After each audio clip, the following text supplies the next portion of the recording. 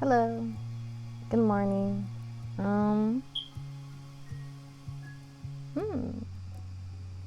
I forgot that there's no interest in the in the little in chat. There's no interest, so it looks a little awkward. I'll do something better next time. I'll probably do it one at a time, like I ended up doing accidentally last time. But yeah, so I put the basic information about this playthrough. That the character that we're playing as is Tyrone Ty Jones. His relationship with Cove is relaxed, love, not dating. We're currently on step 3. I wasn't sure what else to put, but I feel like I should put more, so I also put that we told about the deal in step 2. And didn't do any step 1 or step 2 DLCs, as I didn't have them at the time. Yeah. So here we are back. Let's look at the gallery and see what we last time we did late shift. And did we do both of these together? I think we did. So we did. Wait. We gotta adjust him, because otherwise, who is that? Sometimes you're so used to seeing someone look one specific way that every other way is incorrect. You know what I mean? Like, obviously it's still Cove, but it's like, what? Who is that? So we did Reflection. I remember names. And we did Late Shift, except for he was wearing a different outfit when we did Late Shift, because he works at the restaurant. And also, he had a milkshake. Anyway, you can see the milkshake here. Yeah, so that's what we did last time. Today, so we're actually almost done. With, so if I click load, let's continue that I meant. I'm not sure if continue will take me where I need to be. So today we're going to try to do Serendipity and boating. The summer paradise, cruising with the boys and girls. But we're going to try to do Serendipity and boating. I do have to get off actually on time today.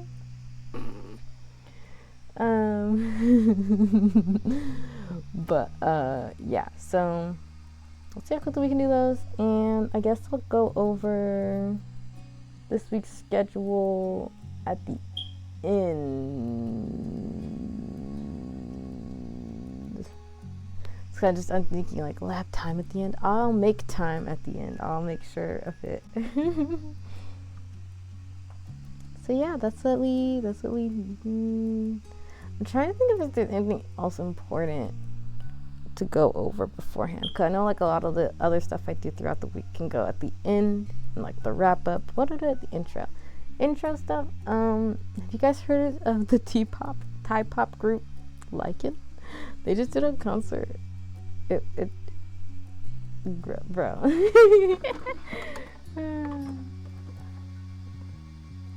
They just had a concert. It wasn't out here. They actually we will eventually perform in the US, but that was postponed for reasons. Anyway, they had a concert last night, and it was just clips all over. It was great. I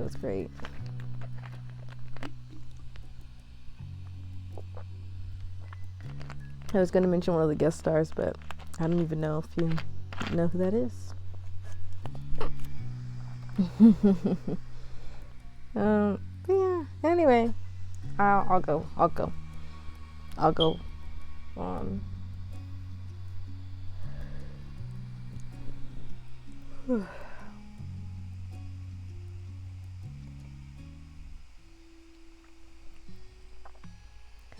Light filtered down through the leaves of an oak tree overhead, casting speckled shadows on the sidewalk all around you.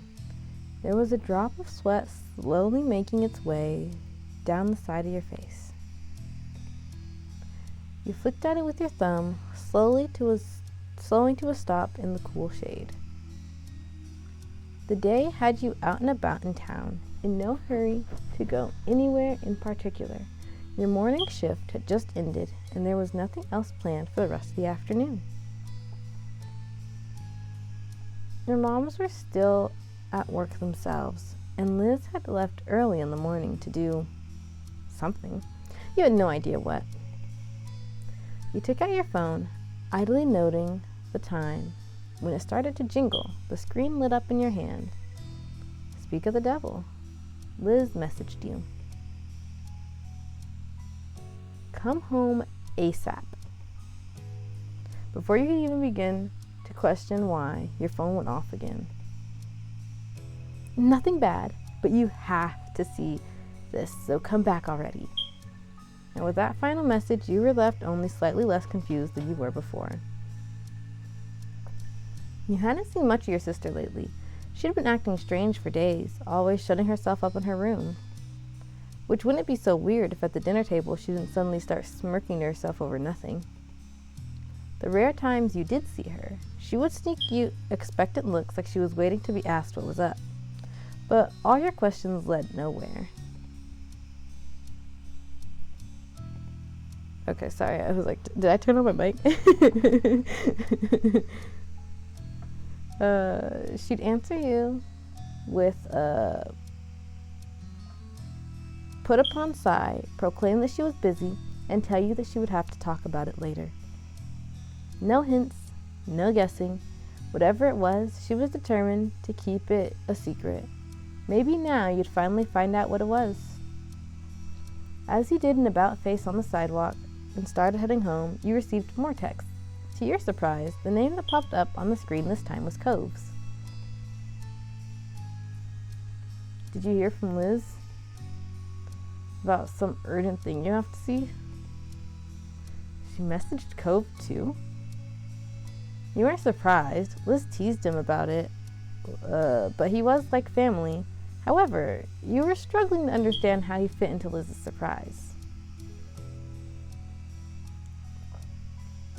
The first time I saw the text screen, I felt like all these messages were sent, and I was like, okay. It wasn't this one. It was a different time, a different messages, but I was like, oh, okay. Yeah, Liz sent me the same thing. What, is there something on fire? Why would Liz tell you her news? Yeah, Liz sent me the same thing.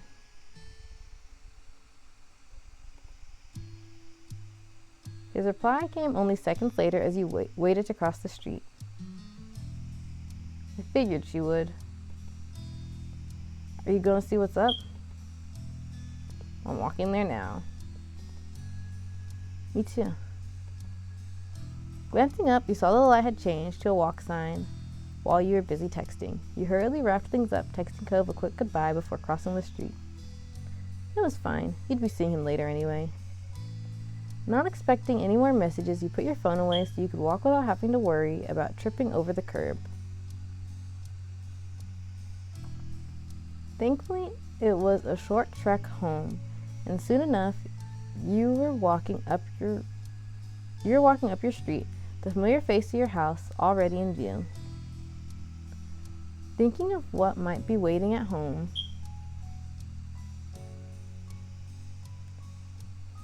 was making you worried, left you entirely lost, felt exciting. I realized I forgot to introduce Ty's face. That's fine. Anyways, I'm playing as a character of mine, named Tyrone Ty Jones, and he's a character of mine in a story I'm working on. But I'm trying to make sure I make options that are him centered, like something he would do.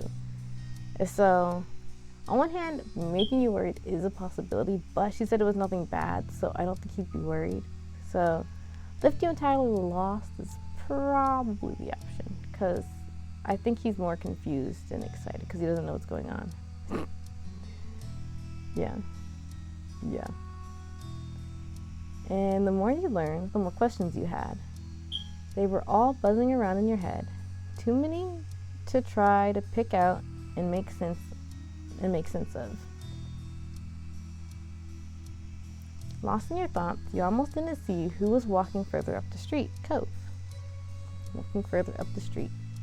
Cove. Even from the back, the bright sea green color of his hair was unmistakable. You quickened your pace to catch up to him, the scuff of your shoes loud against the pavement.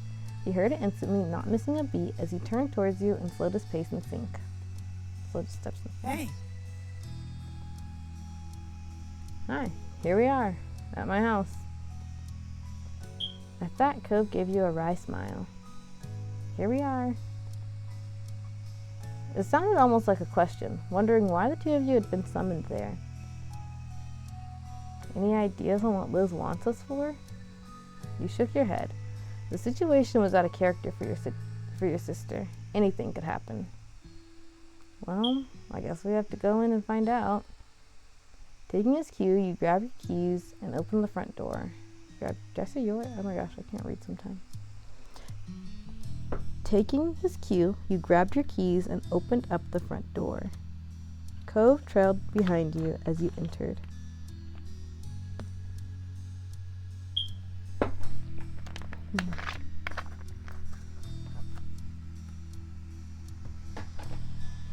You walked through the open door and peered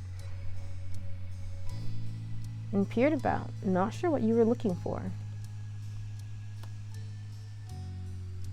From the entryway, you could see Liz pacing across the living room, her smiling gaze intent on her phone.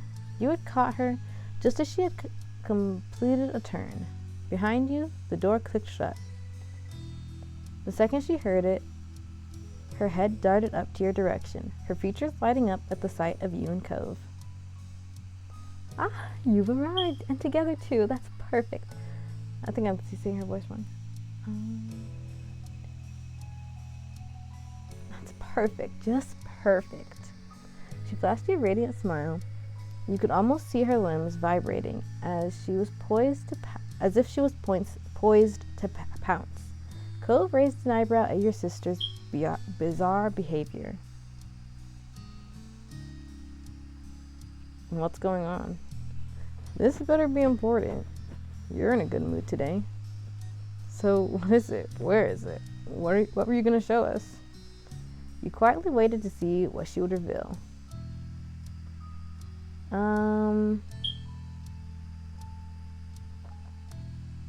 I think Ty's one of these one of these two.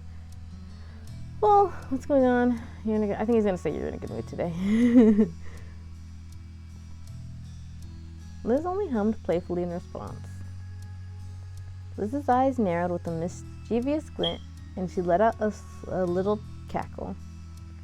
So, lately, I've been hard at work on a little plan of mine, and you two get the honor of seeing it all come together. Here it is. Surprise! She lifted a hand in the air to present the very comfortable but completely mundane living room. In the resulting silence, you and Cove glanced around again, and then made eye contact with each other. His face mirrored your bafflement. Then suddenly another voice rang out in the room. Surprise! Cove flinched at the shout, his shoulders shooting up to his ears. Laughter came from your sister, as well as from the other side of the room. Your head whipped around just in time to see a familiar figure with a freckled face and a purple cap springing up from behind the back of the couch. Cove's mouth fell open, recognition immediately coming to him. Shiloh? Hi, Cove. Hi, Ty. Shiloh greeted the two of you so casually, like he'd been gone for 10 days rather than 10 years. Shiloh, you were too stunned to speak. What in the world were you doing there? You started laughing, but I thought you weren't the Shiloh we knew. You're actually here. That's okay, that's fair. Hold up. Hang on.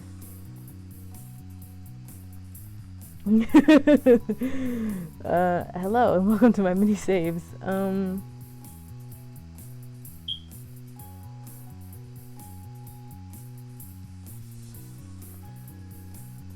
okay. That's a decent spot to save at.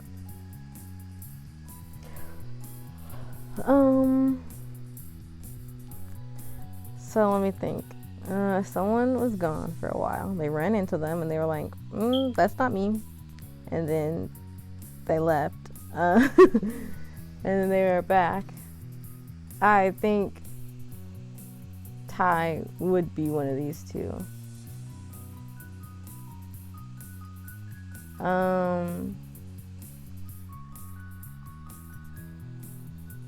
Well, I can also see him laughing. Ty is kind of a laughy person, to be honest. Let me think about my other characters for a second. I think Leilani is definitely this one.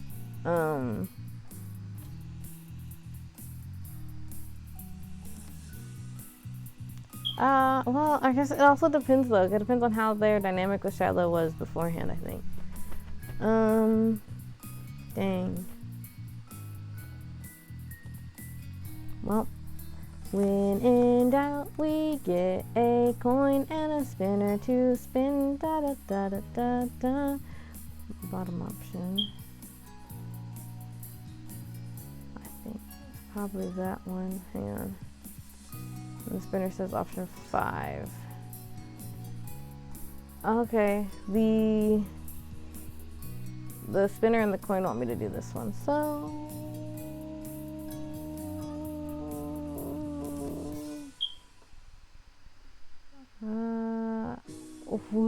I saved already, right?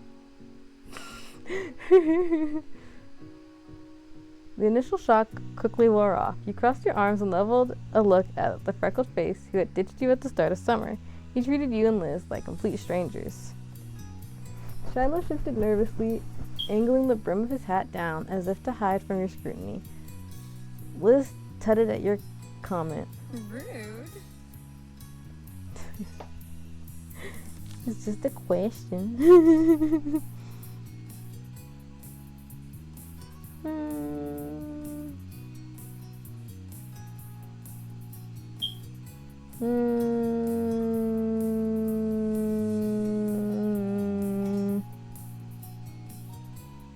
Okay. Fine, so let's just stick with it. When I got home that day, I changed my mind about letting it go. Why did I have to? Social media exists, right? So I thought, why not try finding him and sending him a little reminder message? Luckily, there are only so many 17-year-old Shiloh Fields in the world. It wasn't that hard to do. Hearing Liz speak seemed to encourage Shiloh, who pulled himself together to face both you and your sister with a careful smile. Sorry. I'm really sorry about what happened. When you talked to me that first time, I was in the middle of a tour for a school field trip. I couldn't get separated from the group and didn't expect anyone to want to be talking to me. I was so worried about getting back to everyone else, I didn't think too hard on what you were saying. But when Lizzie's message showed up, everything suddenly hit me. Lizzie, Tyrone, Cope, you were the kids of Sunset Bird back when I was a little kid. There's no way I could forget that, not for real. I do know all of you, and I'm so happy I get to see you again. I have Lizzie to thank for that. My mom was already planning to take a short trip near here this summer. Well, if my mom could bring me along, Lizzie offered to pick me up and bring me the rest of the way here, just so I could visit the neighborhood again. And that's why I decided to make it a big reveal instead of outright telling you two I got back in contact with Shiloh. Once again, she lifted a hand in the air, properly presenting that long-lost childhood friend you all shared. So, ta-da!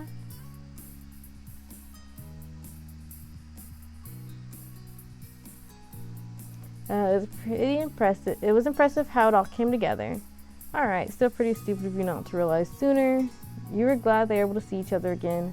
You were amused at their stunt. You were unsure what to feel about it. Ty is happy for them. They were close.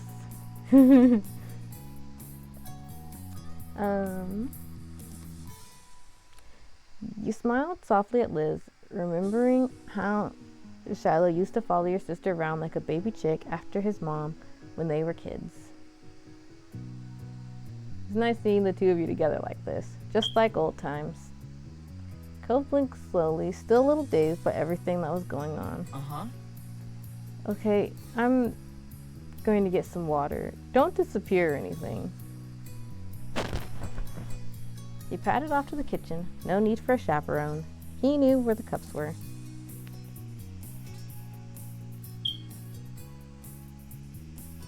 Wow, you really surprised him, Lizzie. And Tyrone, too. Did you see his face when I appeared? Yes, I did. Liz patted the cushioned front of the couch. Make yourself comfortable. You don't have to keep hunkering down behind there anymore. With a laugh, Shiloh crossed around backside and took the seat. But maybe it was awkward being the only one sitting because he kept idly twiddling his fingers.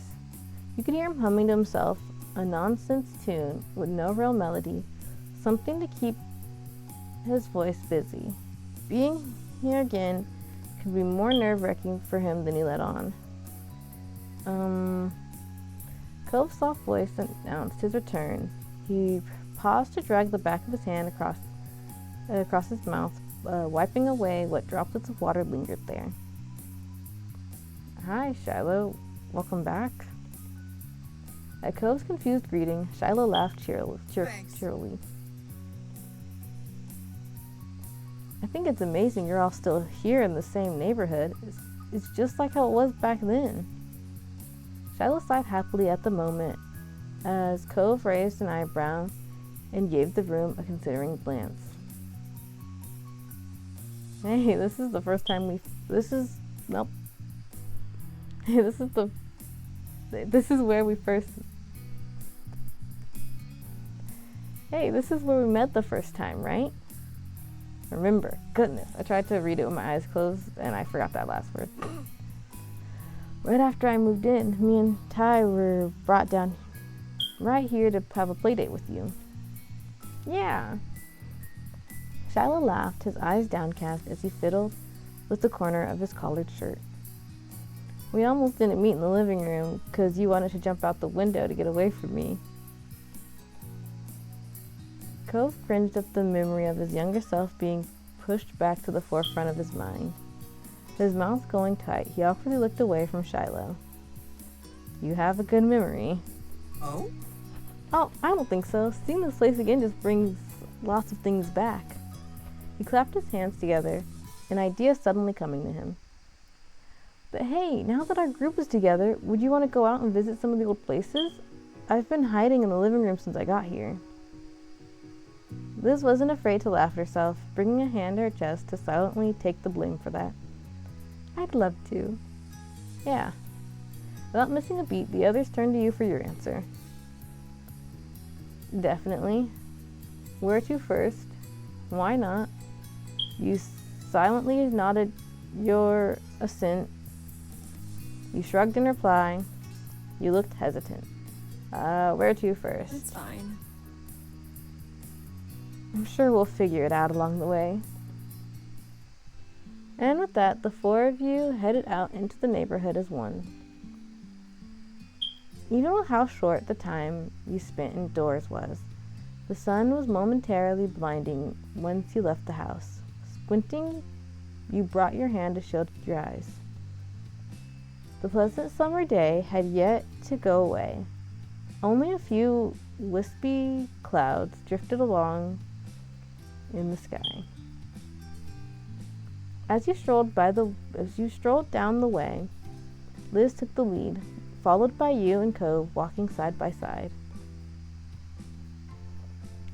Shiloh freely took to walking in the middle of the road, his arms idly swinging back and forth at his sides as he turned his head every which way to take in as much as he could. It was very much a trip down memory lane for him. He wondered how much the neighborhood had changed in his eyes. Not a word passed between the group about where you were heading first, but soon enough, you found yourselves walking the usual path to the shopping street. Before you reached it, the sounds of it did. A collective of sandals tracking sand, the shrill calls of seagulls, the overlapping conversations of beachgoers, and random strains of music from various stalls. Wow! The odd gasp had come from Shiloh. His eyes were all lit up. Were there always so many different stores in one place? Yeah. Yeah, of course. Wow, I can see why so many people come here. Hey, do they still have those neat little ice cream stands? Yeah, that hasn't changed. Yay, we should get some. It'll be my treat. Thanks, Shiloh. Ice cream sounds perfect on such a hot day. How about you, Cove? You could see that unlike Liz, Cove was struggling with the decision, brow wrinkled in thought. Finally, a hesitant smile appeared on his face as he settled on keeping to the spirit of the special occasion. Yeah, sounds good to me. Awesome. And Tyrone?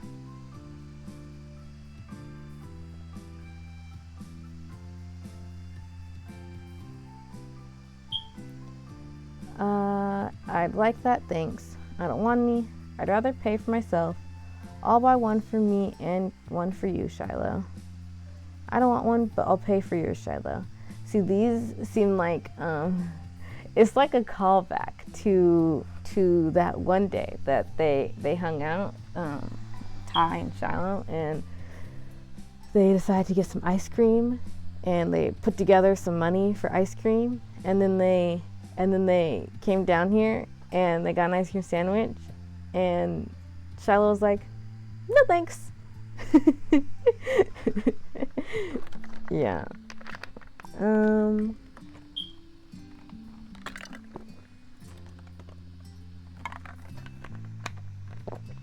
So right now I'm between I'd like that thanks and I'll buy one for me and one for you, just to like just for the connection. But let's see what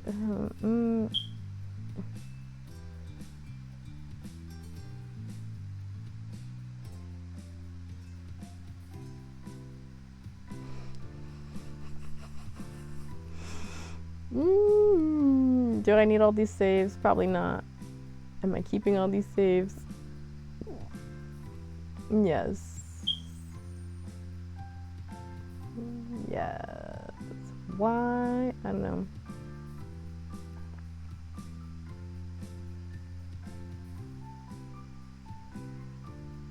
Like these seem like direct, like there's I just want to see what happens, and then I'll probably go back and click this one, but I want to see what happens.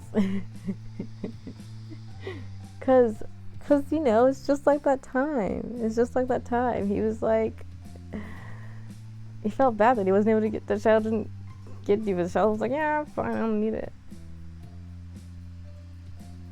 These two feel like direct to that, especially this one because Shiloh provided a lot of the money last time.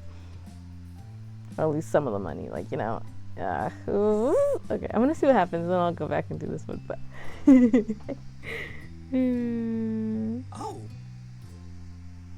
Oh, alright, what? Shadow's voice rose an octave, so taken off guard that you would offer such a thing. You never let me do anything for you when we were kids. Now that you're here to visit, you gotta let me treat you for a change. Oh, that's really sweet.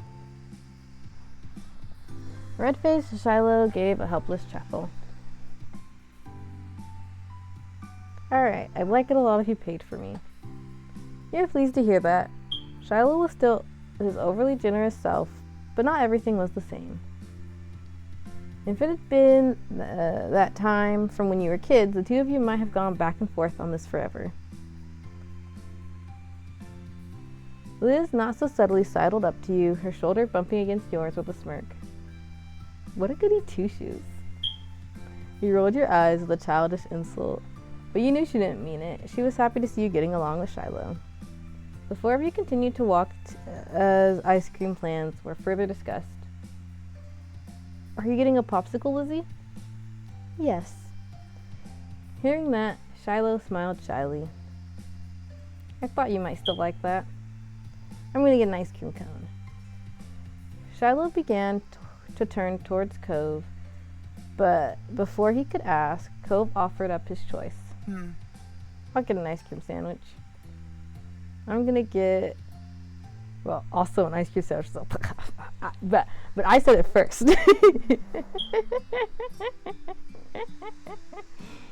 A popsicle, an ice cream cone, an ice cream sandwich too, because I feel like that should stay the same, and I've already decided that beforehand.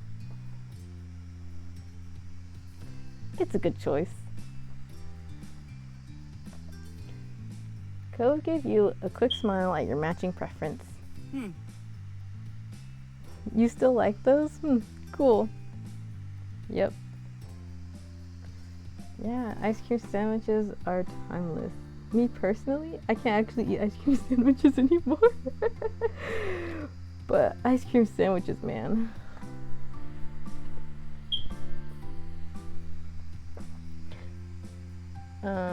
There was an ice cream stall further up the street, across from a souvenir shop displaying postcards of the seaside and saltwater taffy in its windows.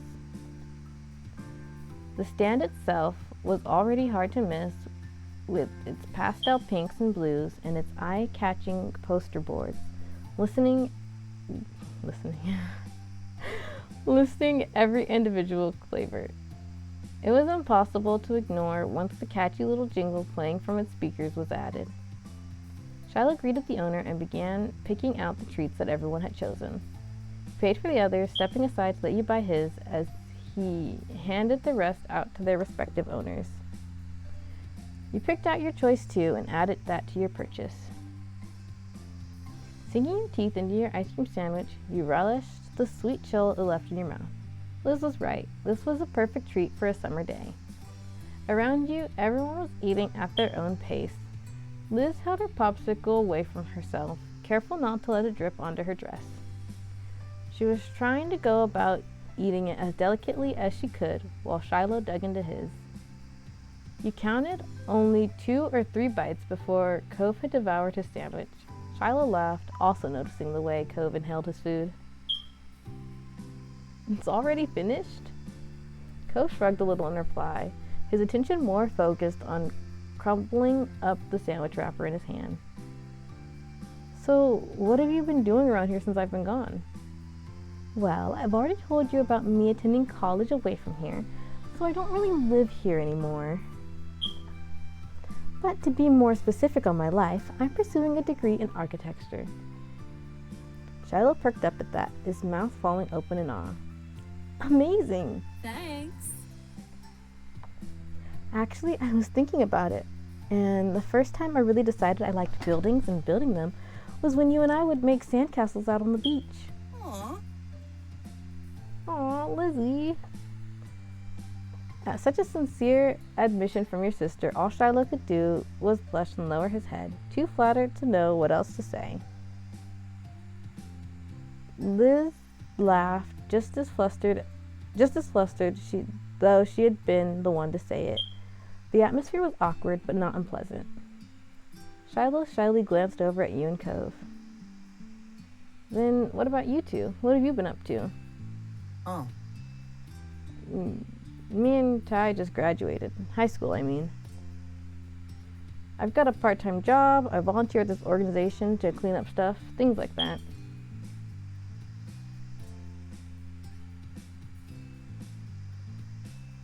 You nodded along with Cove. You idly explained how you were doing normal things. That's a secret.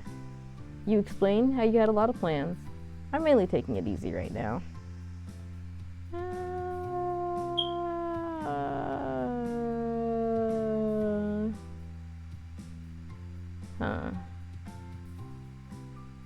Well, the secret is funny, but in a different situation, that might be how you responded. I'm taking it easy right now. I explained how you're doing normal things, along with Cove. Yeah, because Cove kind of covered most of it.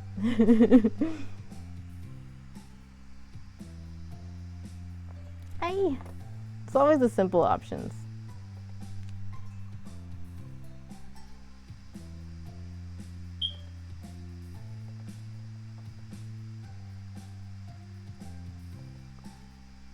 Wow. Wait. 1, 2, 3, 4, 5. Okay, hang on. Am I spinning the wheel? Maybe. But the coin and the wheel didn't agree, actually. Do you agree with the spinner coin? Oh, it does. It does agree now. But do I agree? I always get stuck on the simple options. It's such a simple thing. Like, what is he gonna say? He's typically chill, so he's...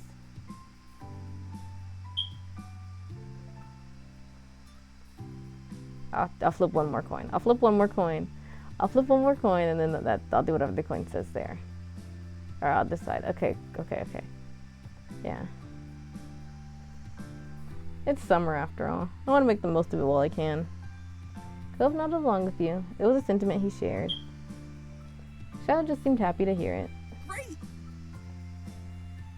Being around him again was a little like picking up an old forgotten habit. Clunky at first, but as the four of you talked, it started to come more naturally. And when one of you ran out of things to say, suddenly someone else remembered something new. Oh, right. Do you remember those old mean, not actually grandparents that used to live in our neighborhood? Yeah, they were so mean. Well, they're not here anymore. Oh no. They're not spending summers here anymore. They're still alive. Thank goodness. It helped that Shiloh was just as eager to hear what had gone on in his absence as people were to tell him. Soon enough... Nope, that's not what that says. Soon everyone threw out what trash they had in a nearby garbage can as your group made their way down to the beach. Going down the shore inevitably led to a certain spot. It didn't take very long for Shiloh to recognize what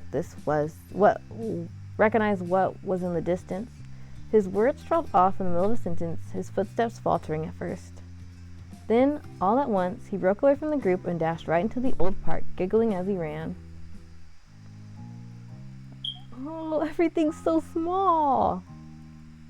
His laughter petered out as he came to a stop by the swings and grabbed hold of one of the support poles. He walked in a little circle, marveling at how easily his hand wrapped around its entirety. Emboldened by Shiloh's enthusiasm, Liz plopped herself down on one of the swing sets, only to instantly show an expression of regret. There was no way she was comfortable on those tiny seats so low to the ground, not with how she had to scrunch up her legs to fit there. Shiloh creeped up behind her. He took hold of the chains of her swing, one in each hand. Seriously? What are you doing? With a grin, Shiloh started walking back. Liz shifted in her seat to look at him. You cannot be trying to push me. These are made for kids. It's never going to work. But Shiloh just hummed and kept pulling her back. Resigning herself to her fate, Liz tucked her legs up as much as possible as Shiloh moved his hands to her back. With a running start, he got her forward and up as far as he could go before jumping out of the way. Liz had her eyes squeezed shut, a screech escaping her as the swing started falling backwards, and when it swung back around, there was Shiloh again to push her. She couldn't kick the ground like when you were kids. Her legs were too long for that now, but Shiloh was pushing her enough to keep the momentum going. The air was filled with their wild laughter and the almost rhythmic jangle of the swing chains. Cove sat against the bars of the jungle gym, wearing a bent smile as he watched them. He was fiddling with something, turning it over and over in his hands. When you craned your neck to get a better view, he obligingly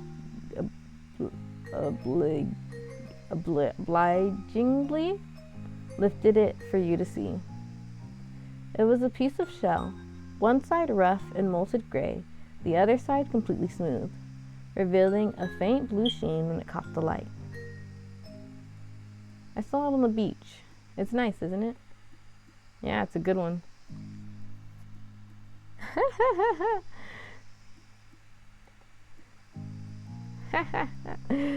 Okay. No, I meant Shiloh. He seems more confident than I remember.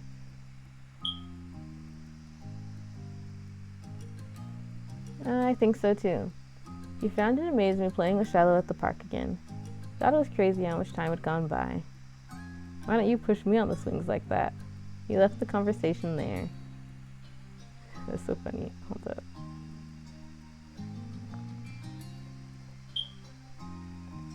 You know.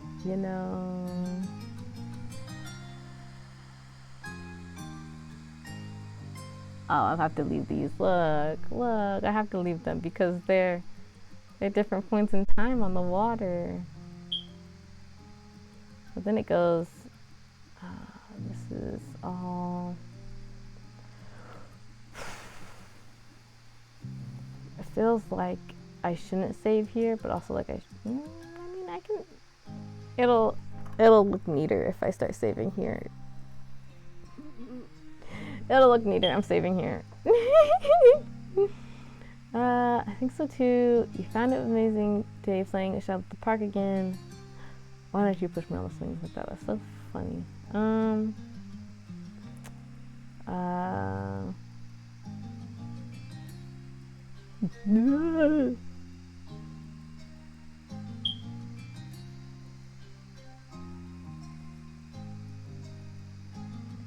Okay.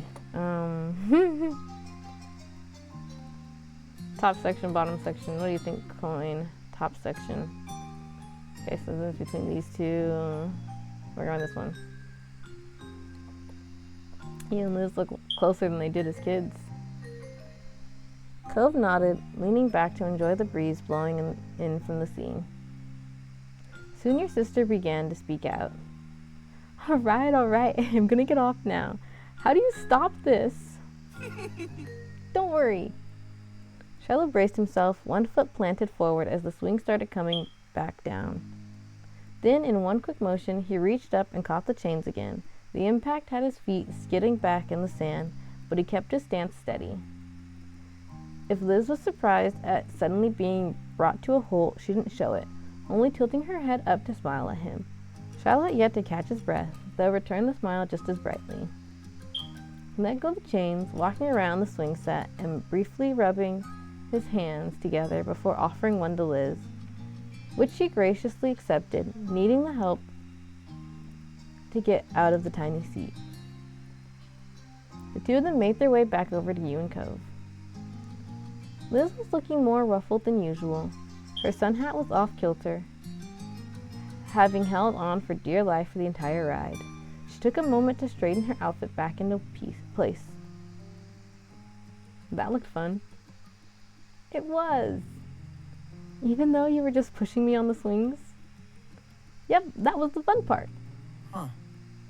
Hey, Shiloh, you've got an idea of what our lives have been like since you've been gone, but I've been wondering what happened to you after you moved away. Shiloh's eyes went wide as if it was surprising to hear. You couldn't recall him talking about himself when you were all telling stories, but maybe he hadn't been able to find the right timing. He brought his hand to his chin, tapping it thoughtfully as he looked up to the side. Well, what happened was my mom decided to move back to the south, closer to where I was born. We stayed there for a few years until she got another job offer in California again, thanks to a connection she had there. It was a really good job at a private boarding school, so she decided to take it. With a wide grin, he said the next part. As a bonus, her kid, me, gets to attend the school and live in the dorms for free. I've been there since my second year of middle school. Pretty soon, I'm going to be starting my last year of high school. Liz leaned towards him with an attentive smile on her face. Have you been doing well there? Getting good grades? Got any friends? At the list of questions, Shiloh held his hands in front of himself as if they were physical things he could stave off. Yeah. To everything. It can be a little hard sometimes because of how people are in that school, but I'm happy. How people are? Cove couldn't guess what that meant, but Liz folded her arms, scowling. Don't tell me there's more people like that Nate guy hanging around. Shiloh rubbed at his neck, laughing nervously. He glanced from the bars of the jungle gym to the laces of his shoes to the trees swaying in the distance, unsure of where to rest his gaze. Not exactly. Nate doesn't mean to be mean. He just kind of is. He's the school's #1 performer for athletics and academics. He always takes on so much responsibility that the only possible way he can finish it all is if absolutely nothing goes wrong. Though a part of me was like, I shouldn't have listened to the coin. I should go back to the living room. I don't know what option I would choose, though. Maybe the laughter. But that's impossible, so he's always stressed and ready to snap. He can't handle it when someone seems to be causing a problem. That's why during the field trip he was upset when I went off on my own like that. Still, he's really smart and reliable and sensitive, and he cares a lot. Most of the time, he doesn't even realize his way of dealing with stuff upsets other people. Cove had a patient smile on his face, learning earnestly as Shiloh rattled off his list of Nate's good traits. You know him pretty well. Are you actually friends? Well, not exactly. Me and Nate are in the same after-school group. About once a month, me and 6 other kids and a supervisor get together to talk. We did it all of last year, and I think next year we're gonna be in the same group again. I hope so.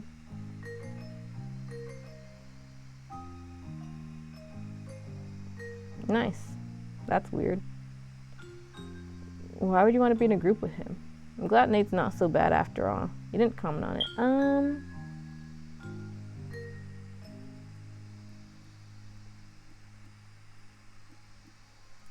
We'll say nice. Shiloh liked this after-school group of his, and you were glad to hear that he had a space for himself in his school. Personally, I'd still appreciate having a word with Nate about his communication skills. Her tone of voice was low and pointed. You'd be worried for Nate, if not for the playful smile that accompanied her words. Shiloh let out a little laugh at that. I do have Nate's number, but he wouldn't pick up.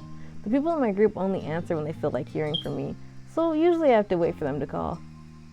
Either that, or they'd never even consider answering my calls, or calling me, or talking to me at all, unless the supervisor forces them to. It was such a bleak description of his dynamic with his group, but he didn't seem to realize it until he glanced up and saw the concerned looks on everyone's faces. Yeah, that was, that was really sad.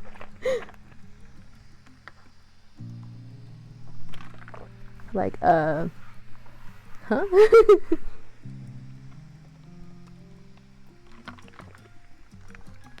His smile fell. He hastened to add one more thing. Well, except for one who'll always answer for sure.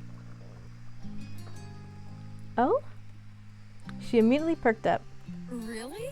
So that's a friend of yours? He hesitated to answer, something Cove picked up on. Not exactly.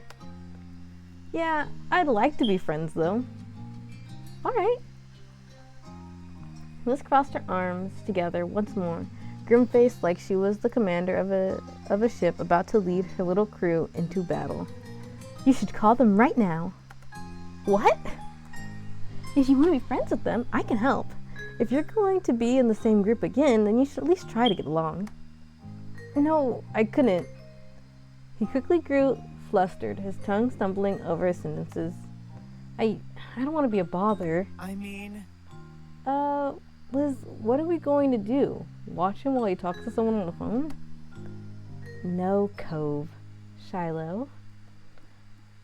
The last syllable of Shiloh's name trailing off into nothing. It soon became clear Liz had not fully thought of the plan yet, but she wouldn't be Liz if she just stopped there. Shiloh could put them on a video call and we could all talk together, of course. She clapped her hands together, a wide smile on her face. That didn't leave room for dissenting opinions. All right. It's a good idea. It'll work. It's a great idea. It's a terrible idea. Cove's right. You had no words for that.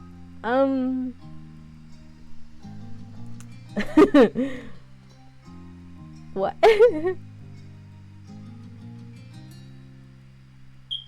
Yeah, I think this is one of those. Cause like, sorry, I was playing on my screen. Yeah. Ooh. Whoops. I didn't mean to click. I forget sometimes that my laptop is a touch screen. I don't use that function because my laptop screen is also a little bit broken, so touching the screen is a little extra sensitive.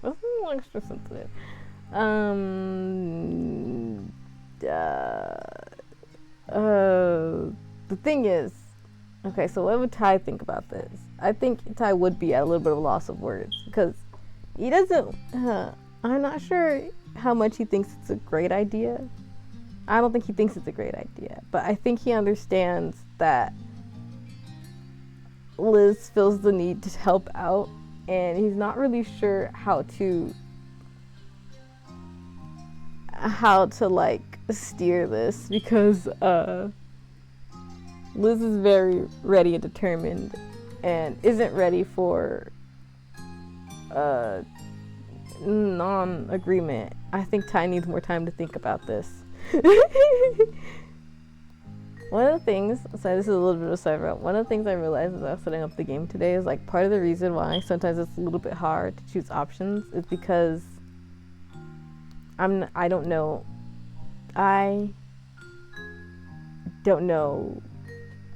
the characters as other characters as well as I know Ty. You know, like when you're writing your own thing, you kind of know what the character is, all the characters in the scenes are thinking and feeling, and I know about what all the characters here are thinking and feeling, but like I don't know them as well. I don't know exactly what they'll respond to certain ways and things. Like I can guesstimate, like great idea, we do it. Terrible idea, there's a bit of an argument or something. I don't know. Coast right, same deal here. And then this one is probably like they just go on and they do the call. But the thing is, I'm not sure Ty would have an exact response.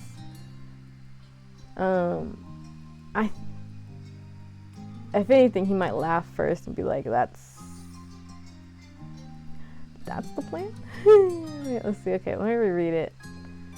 If I can put on video call, we could all talk together. But like, oh.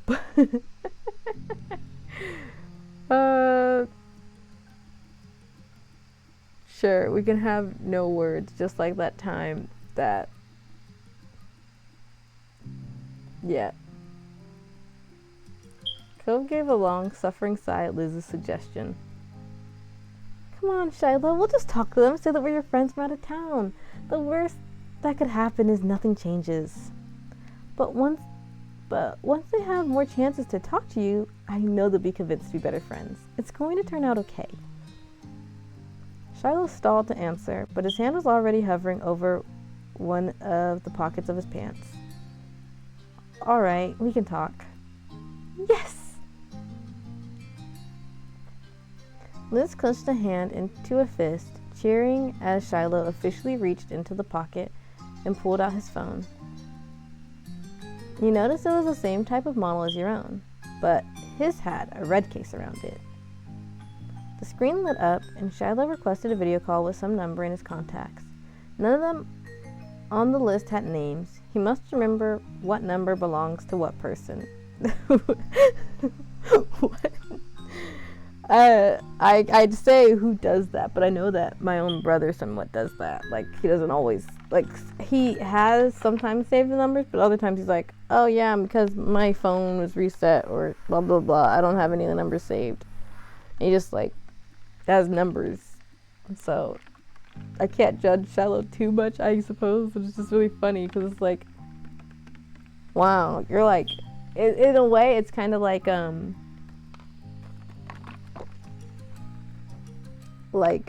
he is dedicated to remembering. He's, I'm sorry, Cove. You have a good memory, Shiloh. Oh no, I don't. Shiloh doesn't have names and people in his phone because he remembers who everyone is.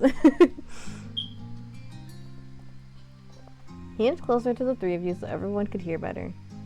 Vaguely you wondered how this looked from the outside. 4 teenagers on the verge of adulthood hanging out at an old playground all huddled up around a single phone. Strange? Suspicious? The ringing of the phone broke you out of your musings. You kept your eyes on it, your heart speeding at the end of each dial tone, thinking, could this be it? Only to have another startup. It had been ringing for a while when you started to think of what Cove said about all of you watching as Cove talked on the phone. Maybe even that wouldn't happen.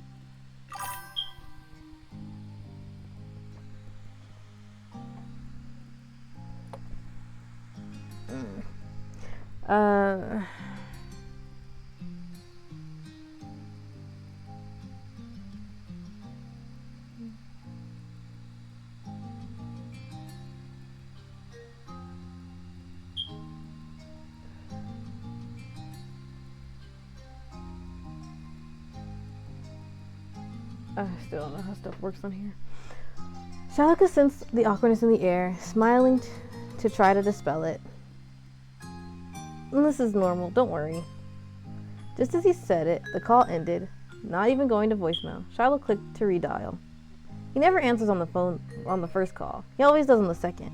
That's how he is, at least with most people. There are exceptions. You, Liz, and Cove furtively shared ambiguous looks, none of you wanting to accidentally discourage Shiloh. Then you focused on the phone again as it started to ring once more. The jingling suddenly cut off in the middle, followed by the faint sound of white noise. With a big smile and flushed cheeks, Shiloh brought the phone up to his face.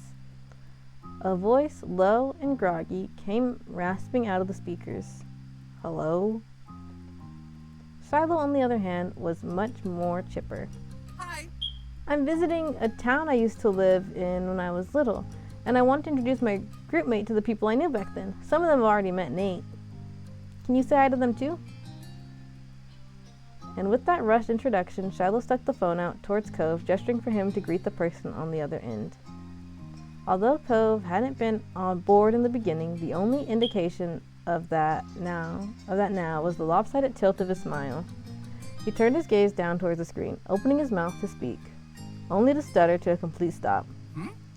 Huh? All Cove could do was sputter and gape at the screen, his reaction to Shiloh's brow crinkling in worry. What? Shiloh's groupmate didn't sound particularly impressed with how this conversation was going so far. Shiloh frowned, retracting his arm away from Cove. As he did, the screen tilted towards you and you caught a glimpse of what was on the screen. Light green hair, sharp orange eyes, shadowed with bags, and icy pale skin, all tied together to make up the scowling face of a person who clearly had no desire to be here. You had no idea what was going on. You knew him. They've only met one other green-haired person. Sure. A flood of memories arose, flashes of one summer years ago to the very same park. You holding on to an arrangement of fruit, Derek and Cove at your side. And that kid, mean as a tiny chihuahua, snapping at everyone who dared to come close.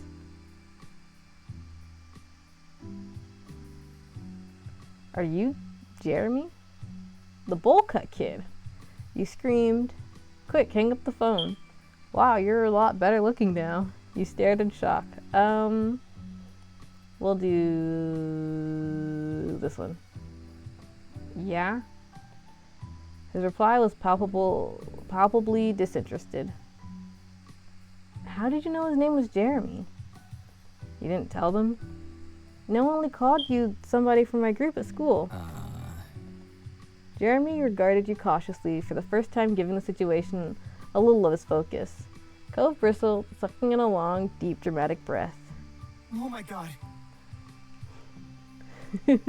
All at once, he started shouting, and not just with his voice. He waved his arms, gesturing wildly with his hands as he repeated to yell, "Oh my god," all sorts of inflections.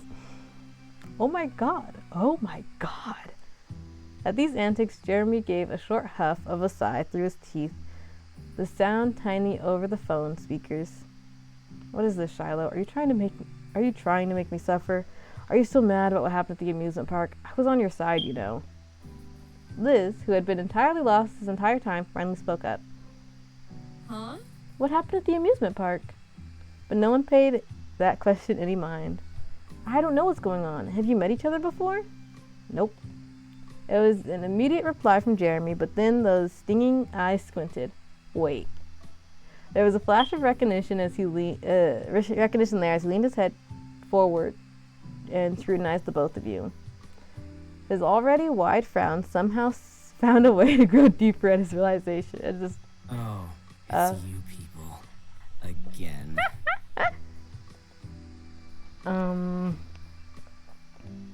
He looked from Shiloh to Cove, and then you. You could tell he was carefully putting his thoughts together. Sorry.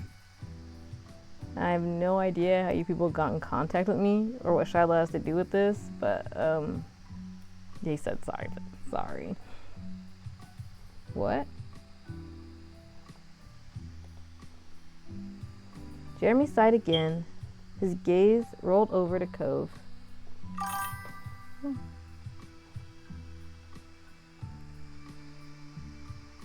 Oh, well, I didn't know that would appear there. Jeremy sighed again. Oh, I heard it. Jeremy sighed again. His gaze rolled over to Cove. I don't remember exactly what I did or what I said, but I do know I was what I was like as a kid. And really, that's all I need to know. Well, okay, but who was that an apology for? It better be for me and Ty. He spoke sternly, though there was no hiding the shakiness present. That didn't matter. Cove, coming to your defense by confronting Jeremy, brought a warm smile to your face. Jeremy, on the other hand, continued to be unimpressed. The corners of his lip twitched. I didn't need to know what the teenage guy equivalent of a smushy squeak is, but now I do. Thanks for that. A small, offended noise escaped Cove. Unfortunately, it was also squeaky sounding. His face immediately burned red with embarrassment. I'm sorry. Hey, that's my squeak toy you're talking about. He laughed. What a perfect description. Cove is exactly that. That's it. You better not step foot in this town again. You didn't say anything. Probably just the hay.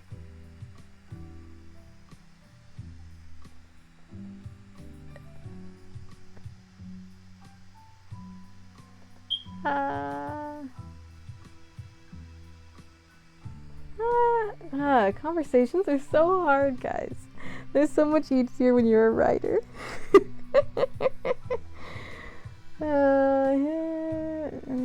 Yeah. Oh, that's weird. Did I cut out?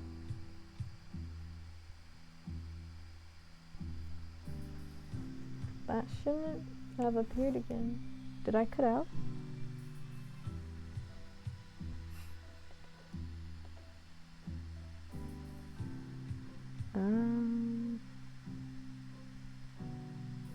Well, I guess everything is back at... Oh, but you don't have the... Well, I don't know if you have the info to know. Well, anyway...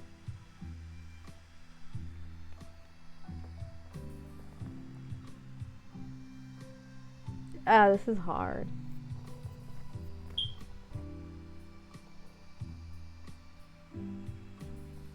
Because I don't know how to handle conversations.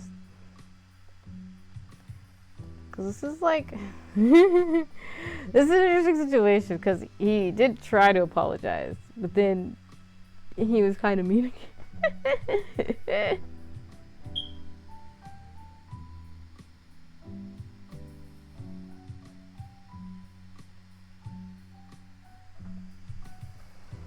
Um.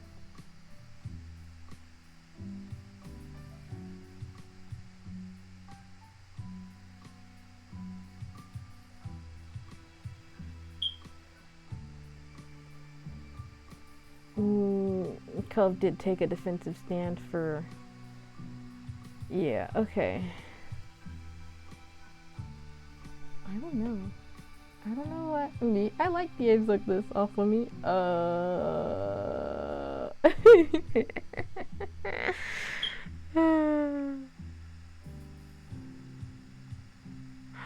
But like, there's multiple factors at play here. Because Shiloh's getting stressed out. And, let me see, what's everyone doing right now? Because Ty's the kind of person who pays attention to the room. The room. So, Shiloh's confused and a little stressed.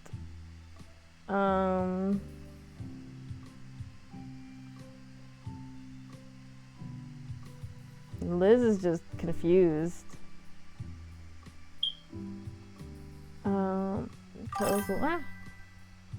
Why is it doing that? Did I cut out again?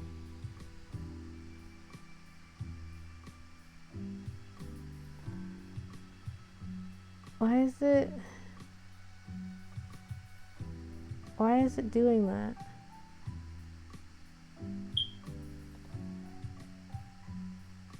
Huh. I don't know why it's doing that.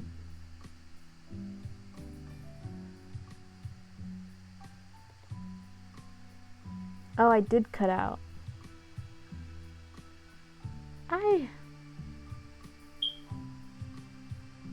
Well, it's okay. This is just the VOD. The VOD will be one singular video. It's a little confusing because I checked OBS and it still said I was streaming, but I should have checked the time on Twitch.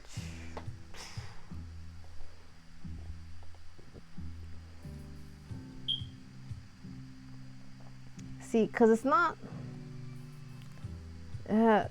both of these, I guess this is where I would flip a coin, because Ty would defend Cove, but also Ty's not unlikely to not say anything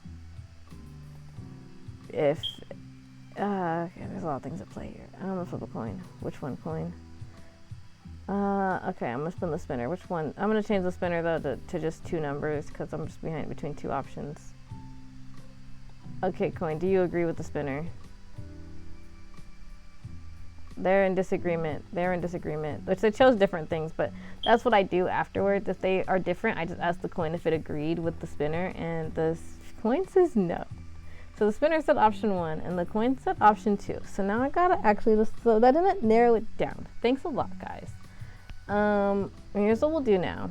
We will increase the spinner. We're gonna give it 6 numbers again. Wait, is there 6 options here? Yeah, 6 options here. We're gonna give it 6 numbers. And if it's odd, it'll be the first option. If it's even, it'll be the second option. You can't see my spinner, but that's what we're doing. I think. Should I just gone? I should do that thing where I just check and I don't know. My internet's bad today.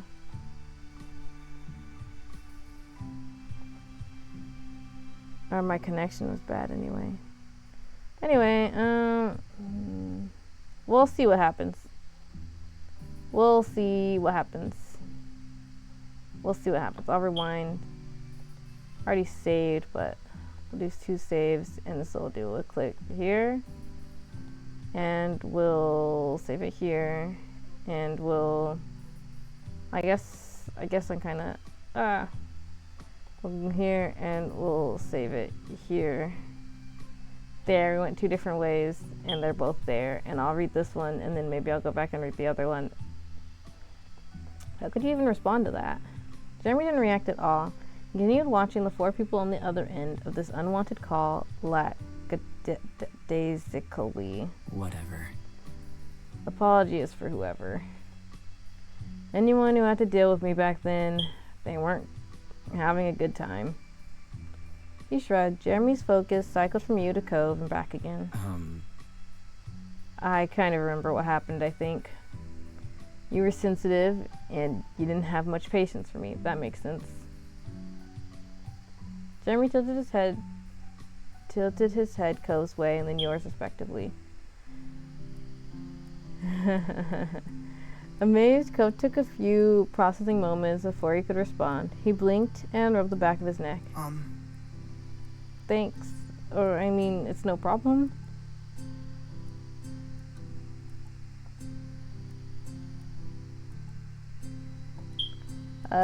You just looked away. I've still got my eyes on you. You're lucky you're not here in person.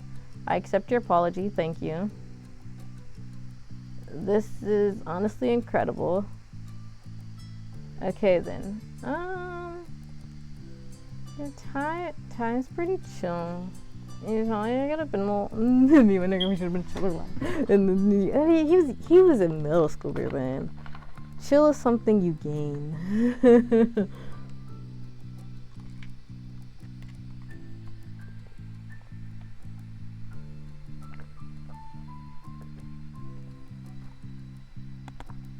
If it was Kia, she would have had very much patience. If it was Paisley, she would have tried to fight him. Because Paisley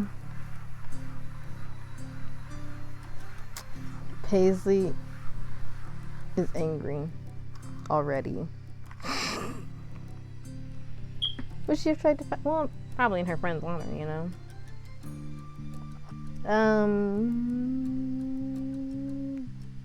Sure. You didn't have much patience for me, that makes sense. I'm sorry. See, it's the people pleaser in me. It's the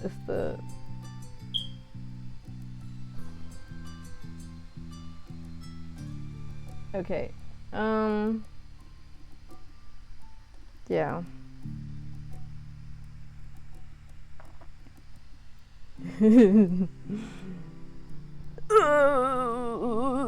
One day I might replay this as Ty, and it might come out differently than how I'm playing it currently, because also I'm currently working on rewriting my script, and I don't know. I think once I complete the script again, I'll have a different, slight, better understanding.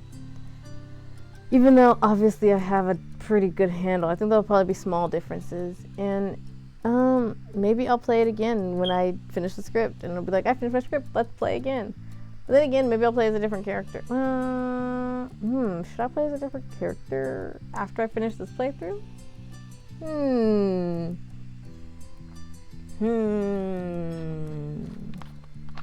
don't know. I don't know, I drank my ice water first. I had 2 water bottles sitting in here. One that was frozen, so I poured some water from the other one into it, and then one that was not frozen, and I drank the one that was frozen first. This one was the absolute last thing you had expected today, but you couldn't help but be pleased it happened.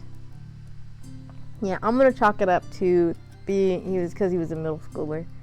Because I think high school Ty would have kind of reacted a little differently. Based on the scene that is in versions of my script. I haven't gotten to it in my current version, but I think high school Ty would have preferred to handle a situation with Cove not there. If that makes sense. Like, high school Ty would have wanted to talk separately. Ty doesn't like doing things in front of people. I don't know. That's not quite it, but I don't know how to properly word it. But yeah, I think in actuality, he probably would have preferred to talk to Jeremy one-on-one. And be like, hey, that's that's kind of mean, that thing that you did. Like he did with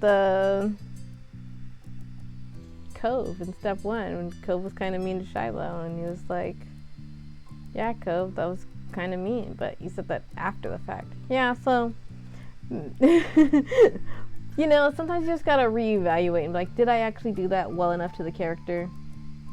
I don't know. I don't know that I did. I don't know that I did. And I think in the future I will replay it and probably play that slightly differently. But let's carry on. Let's carry on because I have another scene to do before 12:30.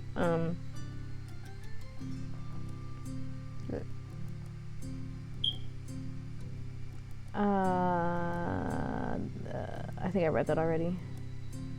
I'll read it again just in case. This moment was the absolute last thing you had expected today, but you couldn't help but be pleased it happened. Whatever.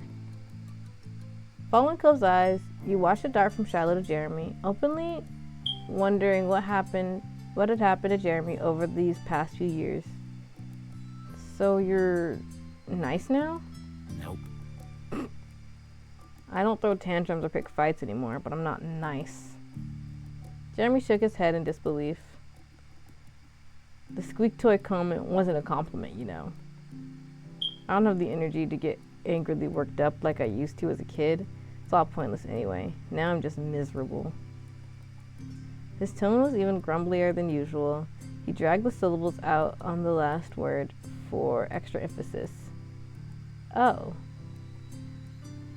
An awkward laugh escaped Shiloh, then his mouth pulled into a demure smile. Don't let what Jeremy says about himself get you too down.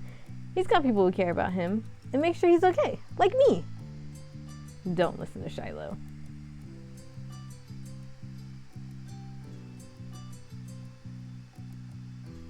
It's nice you're looking out for someone else, Shiloh. I don't really care if Jeremy is sad or not. I'm still not over the fact that the two of you actually know each other. You didn't say anything.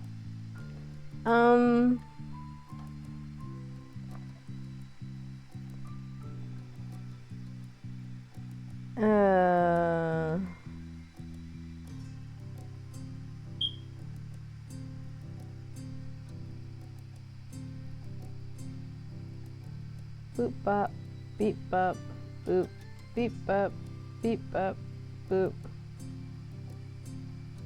Let me see.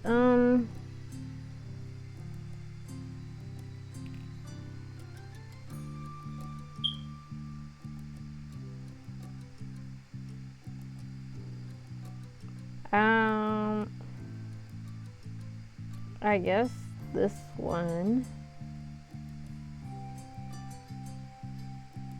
Shiloh blushed at the compliment while Jeremy fixed you with a blank stare. Thanks, Ty. Okay, seriously, how long am I meant to be out of the loop here? Her expression twisted in frustration as Liz rubbed at her right temple. Why am I the only one who doesn't know this kid? Shiloh goes to school with him. That's fine, but how'd you two meet him and I didn't?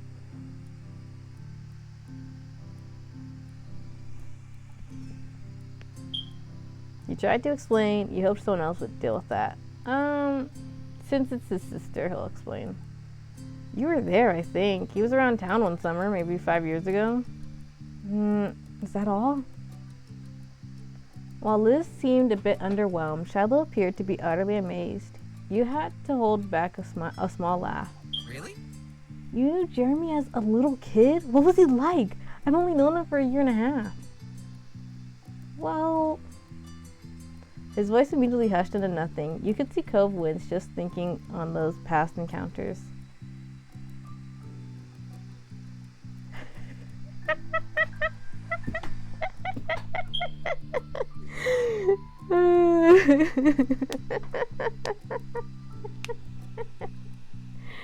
Actually, Cove does a good Jeremy impression. Why don't you do that instead? You reflected on that as well. That's funny, but Ty wouldn't do that. Not with. Oh my gosh, I.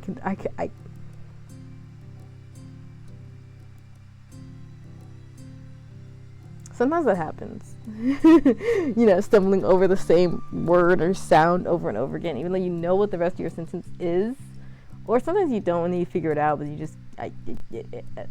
oh my gosh. I didn't mean to make those sounds. Anyways. Ty isn't going to do that because Jeremy's on the phone. If Jeremy was not on the phone right now, he might do that. He might do that. Because the thing about Ty that's hard to get across is that he tries to keep spirits light and to pay attention to people's needs and like what makes them feel comfortable and uncomfortable and all that stuff. But he also likes to give his friends a hard time. You know, all in good fun. And it's hard sometimes to portray that in general. Like, even when writing him, it's like, gosh, Ty, why are you so like this? Why are you so like this?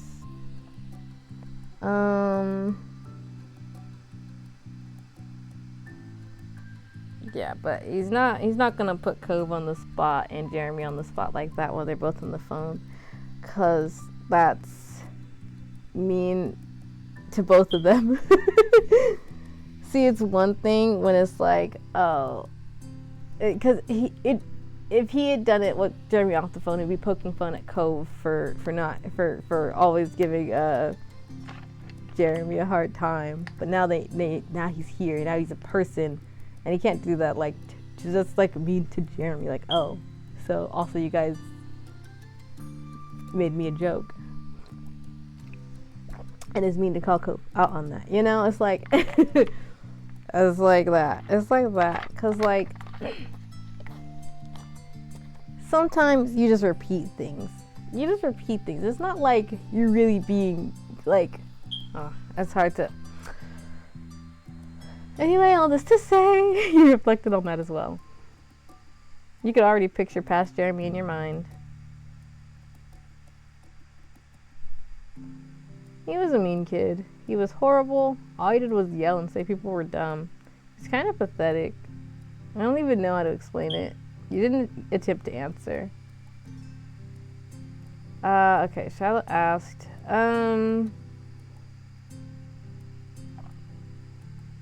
Shiloh asked specifically, what was he like? I've only known him for a year and a half. Well...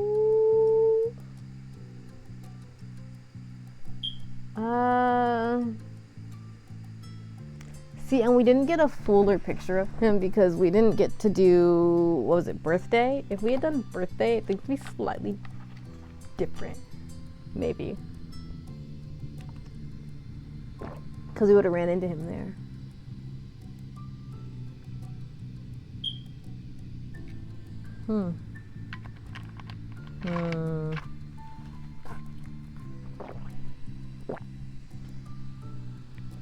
So I'm between these two and this one.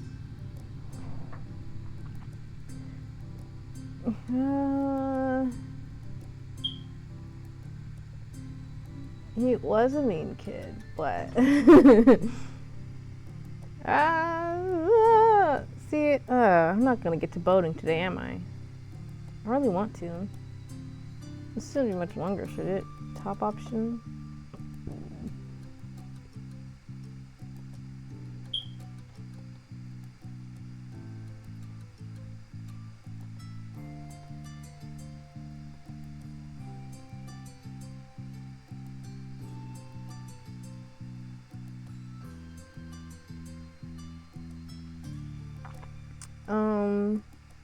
This is past tense.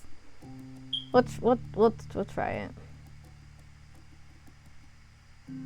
You weren't sure how to explain him besides with that simple term. Cove nodded firmly in agreement. It didn't matter what happened. He was mad about everything. He really was. Jeremy's expression didn't give away a single sign of what he might have been thinking. He continued to blandly stare at you both until he finally spoke. Yep. Well, that sounds like me. At that confirmation, Shiloh burst into uncontrolled laughter. And even when he calmed moments later, gasping for breath, there was still a wide grin plastered on his face. I can't even imagine Jeremy being like that. I can't imagine him not being like that.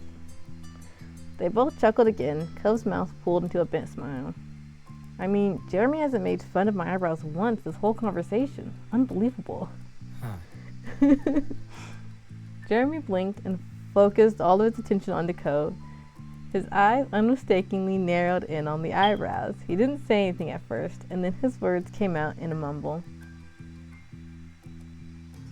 That makes sense. I guess insulting eyebrows is just what I did as a kid. What does that mean? What do you think it means? You weren't the only kid in the world with bad eyebrows, and you're not the only one I picked on for it. Seriously? I wasn't? You couldn't help yourself, could you? Nope. Wow. So, what made their eyebrows bad? Are you curious if yours are better? By terrible eyebrow standards, at least? Kind of, yeah. Sigh. He said sigh. Incredulously, Cove looked from Jeremy to you and then back to him again. You had to question if you heard that right. He spoke the word sigh instead of actually sighing. Noticing the reaction, Jeremy sighed for real, but he continued on to answer Cove's question. The guy has particularly odd hair coloring, white hair, but only the top of his head. Every other strand on his body is dark brown, including his immensely bushy eyebrows. He was born that way. It's not dyed. So you were the scared boy with dumb, wavy eyebrows, and he was the white-haired boy with stupid caterpillar eyebrows. Ow. Unexpectedly, a loud gasp came from Shiloh at that description. No! You picked on Pran for his eyebrows? I did. I'm sure you find that hilarious.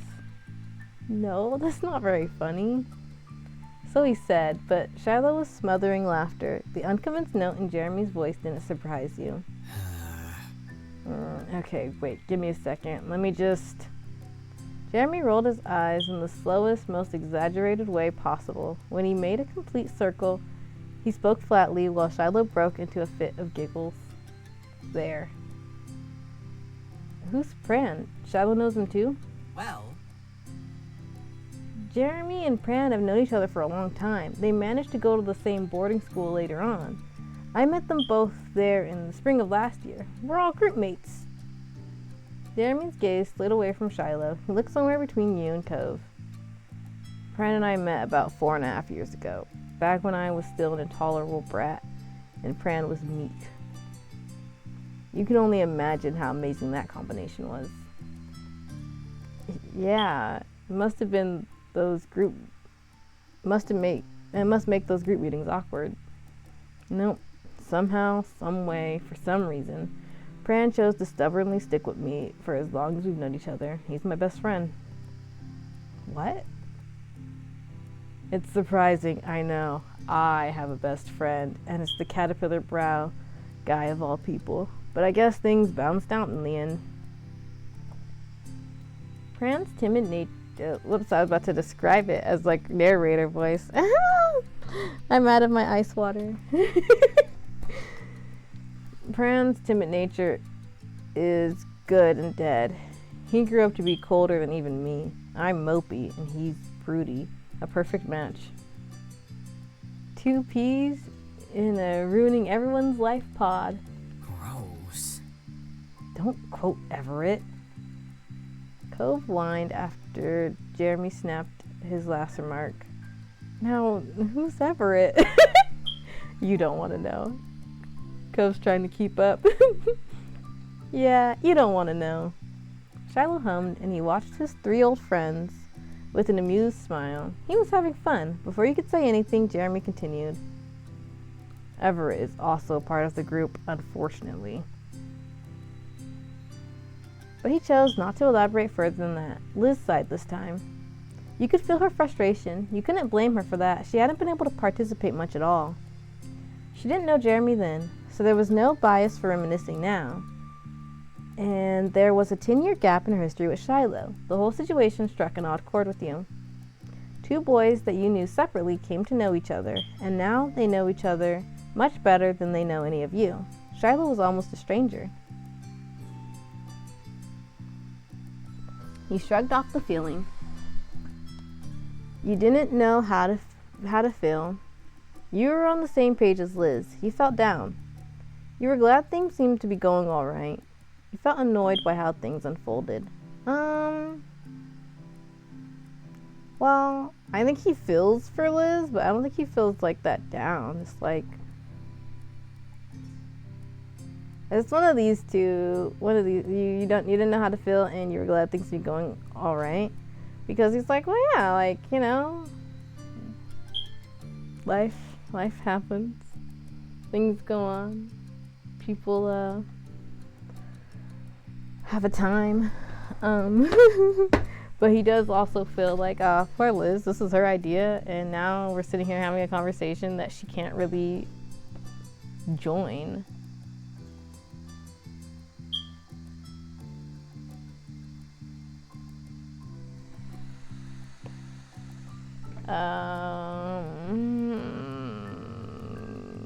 I probably won't go back for that. Anyway,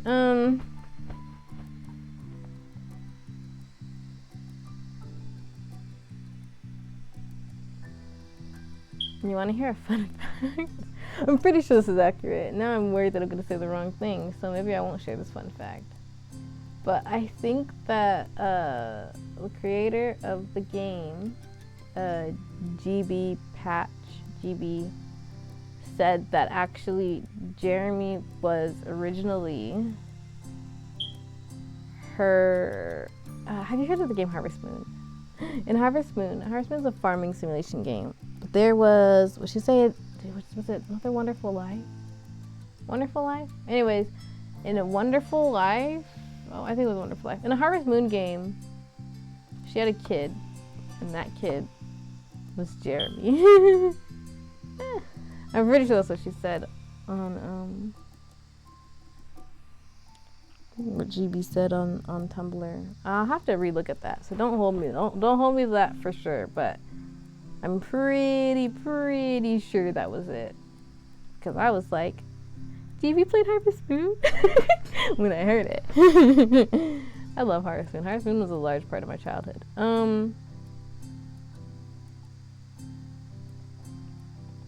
I know, sometimes I just start talking and then I forget that I'm low-key playing a game and I was supposed to be making a decision. Okay, the coin said this one. Jeremy hadn't left the call, and you were learning bits and pieces about Shiloh's new world outside of Sunset Bird. You were taking both as little wins. Turning to the 3 of you, Shiloh smiled apologetically. You wondered he was picking up on how in the dark Cove and Liz were feeling. He was perceptive when he wanted to be. Hey, is there anything you want to hear about Jeremy? I can tell you all about him. We should get to know each other better. Don't do that. It'll be okay. Jeremy whined, but Shiloh brushed his complaints off. He remained happily focused on the rest of you, and Liz seemed to perk up at the conversation shift. That sounds great. We should get to know Jeremy. So, who wants to go first? Despite being eager, it was obvious that Liz didn't have any ideas herself. Jeremy let out a very long sigh.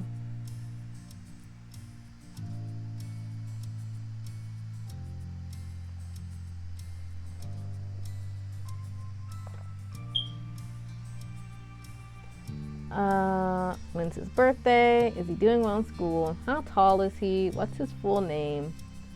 Can I get his number? What happened to his bowl cut and glasses? What did happen at the amusement park? What are his parents like? Does he have any siblings? Is he single? Does he have any hobbies? I don't have any questions. Yeah, what did they say about the amusement park? Hold up. Log.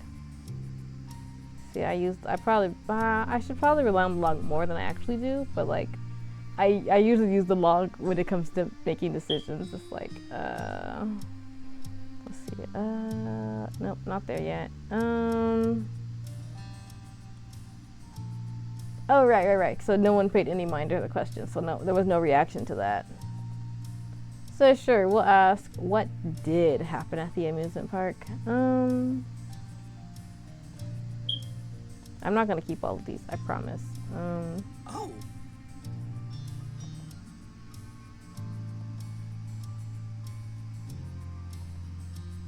Oh.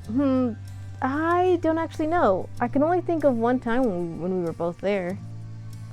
I'm not sure what part he's talking about. As far as I could tell, I didn't do anything to upset him, and I know he didn't do anything to me.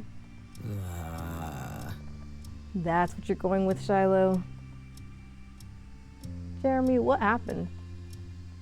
I'm not gonna tell you. It's humiliating. And Shiloh knows I'm not gonna say anything. It's why he won't explain either. For several quiet moments, everyone stared at Shiloh and Jeremy in confusion. Shiloh had a similar look on his face before averting his eyes. I'm sorry, I can't help you with this one, Ty.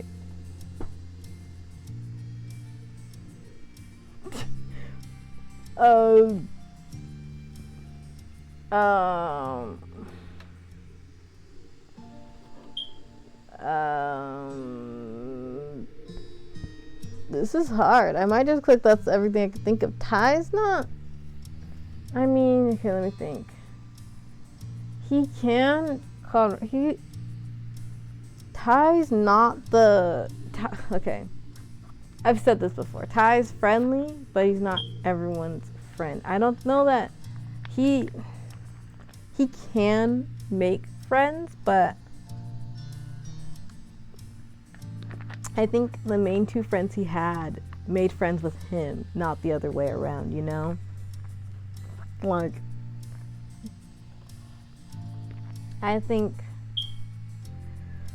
I mean, he might try though, because Shiloh's asking them to like ask questions.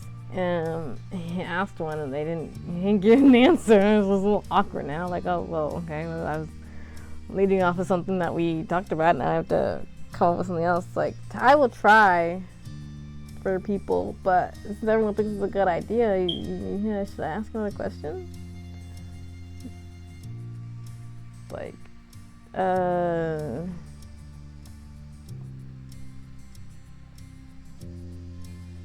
he doesn't have any siblings, I'm pretty sure.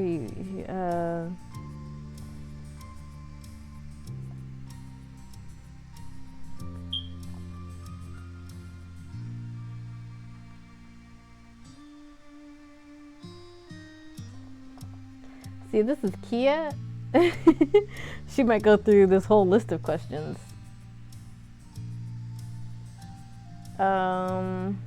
What's important to Ty to know about people? I guess the hobbies question. If Ty was to ask anything to someone to try to get to know them, I think he'd ask hobbies, because Ty tries to not get too personal, just in case it's touchy. Like, maybe it's on like more. It depends more if he knows if it's touchy or not. But he doesn't know if it's touchy. But like some of this, he kind of can guesstimate. Ty. I don't know if I'm overthinking it or if Ty's really this much of a thinker. But because like with the bowl cut, wait, did that actually happen in the conversation? I can't remember. I know that if you mention his bowl cut and glasses, he's like, that's not my choice. My parents did that. Well, at least his bowl cut. Glasses, you know, contacts. I don't think Ty cares if he's doing well in school. Like, not that much. Like you know, like it sounds like a grades question. I don't think Ty really asks that kind of questions.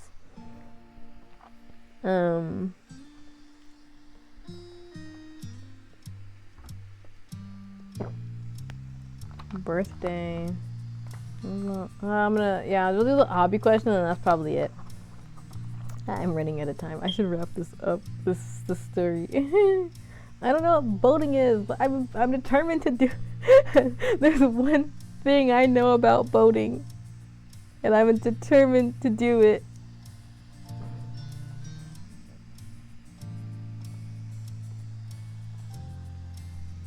Okay, so does he have any hobbies? Shiloh says reading and crafty handiwork type of stuff. Oh, and archery. Jeremy is really talented. Seriously? That's really cool. Jeremy scoffs at the compliments. He clearly wanted to move on from the conversation. Okay.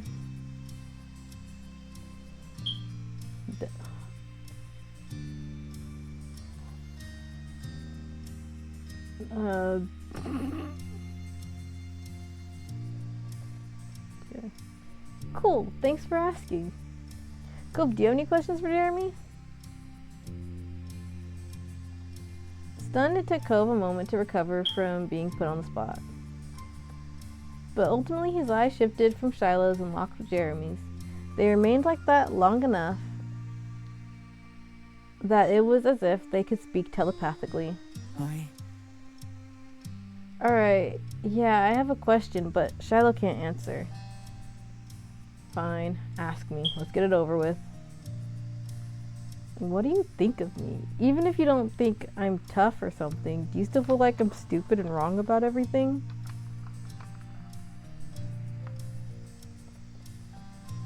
A crack formed in Jeremy's lackadaisical expression. His barely open eyes lifted a little more, but he still spoke flatly. My opinion on stuff is basically the least important thing you could ever worry about. It's pointless. Well, I'm still asking, so... Cove, right? That's your name? Cove nodded. There was a tint of pink in his cheeks as he bashfully rubbed his arm. Okay. Okay, Cove. You seem like a guy who cares a lot about things that don't matter. It sounds pretty dumb to me. I outgrew that years ago. Being as soft as you act, it isn't something that I would ever do, basically. But, you know what the absolute dumbest thing really is? Cove shook his head with creased brows. He then leaned forward just a bit, like he couldn't risk not hearing what revelation Jeremy was going to bestow on him. Making yourself miserable if you don't have to be. Oh. If you and the rest of the people here have a way to enjoy existence, then you should go ahead and do that. Stay gentle and happy, dumb eyebrow guy. You have my approval. That's what you wanted. I hope you all have wonderful lives and suffer as little as possible. Wow. The words tumbled out softly. Cove was earnestly amazed by Jeremy's words. Thank you. And you know what's not gonna make you stay happy? What? Talking to a downer like me. So really, you should end this conversation right now, and none of you should ever call me again for the rest of our lives. That sounds good. Can I hang up already? Wait, Jeremy, I can't never call you again. Shut up, Shiloh. Unfazed, Shiloh laughed with a tilt of his head.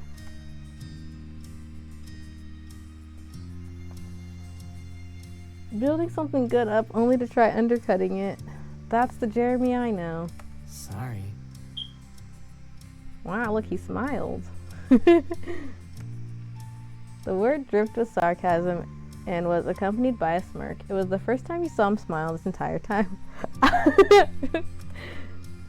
Cove piped up meekly, an awkward smile of its own on his face. Maybe my opinion is totally skewed because I'm comparing things now to how Jeremy used to be, but I mean, you don't seem that bad. What? Cove needed to look away from Jeremy's painfully sharp eyes to finish his thought. I mean... I'd probably be okay with talking to you again. Come on, you can have standards.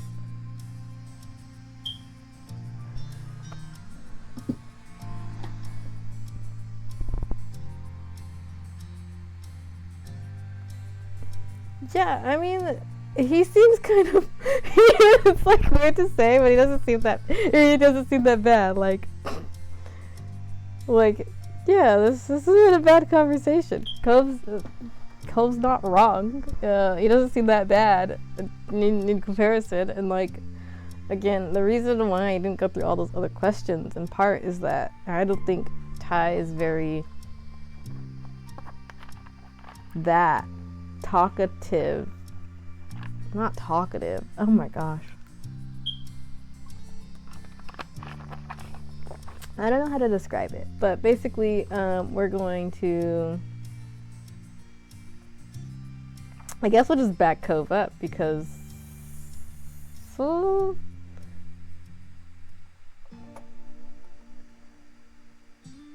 Because why not? Like. I don't know. I don't know. I'm not gonna have time for boating, am I? See, the coin's at top option, so the coin agrees we should, Jeremy groaned at your loud acceptance of him. Your smile only widened in amusement, and Liz clapped her hands. Wonderful. Good. Now that we're so much closer to this Jeremy kid, I think we can all get along together and be friends. Friends. Jeremy repeated the word back like it was a foreign phrase. He genuinely didn't seem to understand. That's right. If we keep working on it, I don't see why the five of us can't be friends. He stared at Liz incredulously for several moments, her expression twisted into fresh confusion of her own. Okay. 3 things.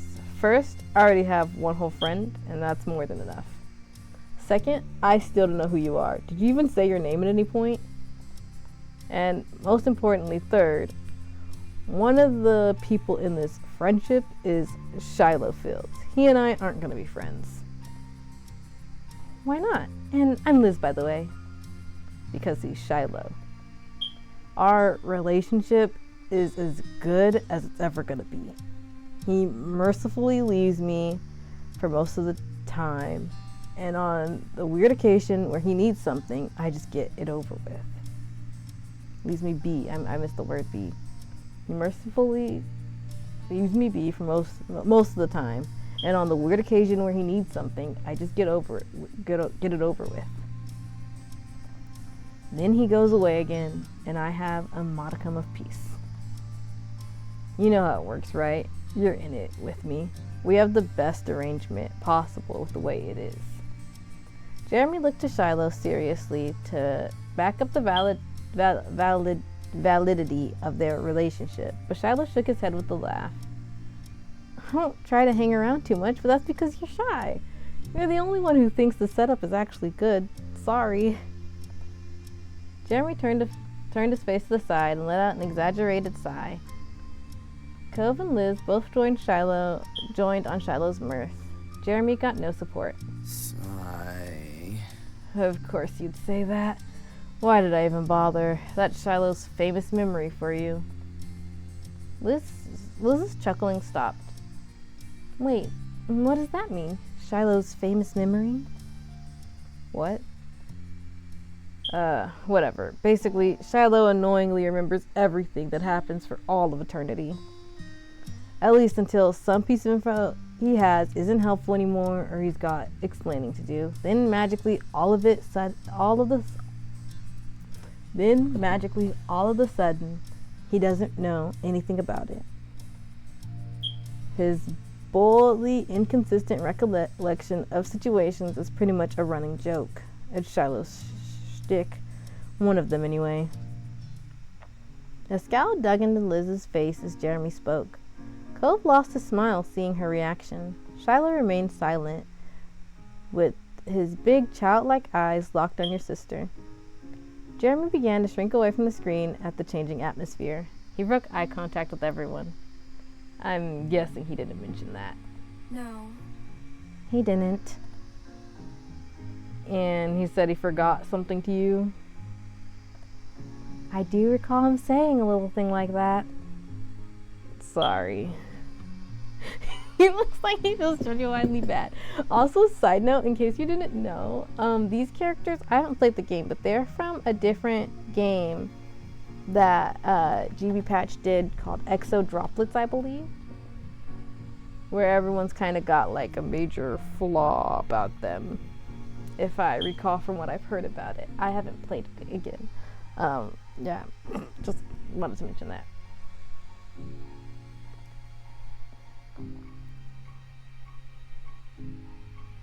But, well, apparently you had the pleasure of meeting Nate.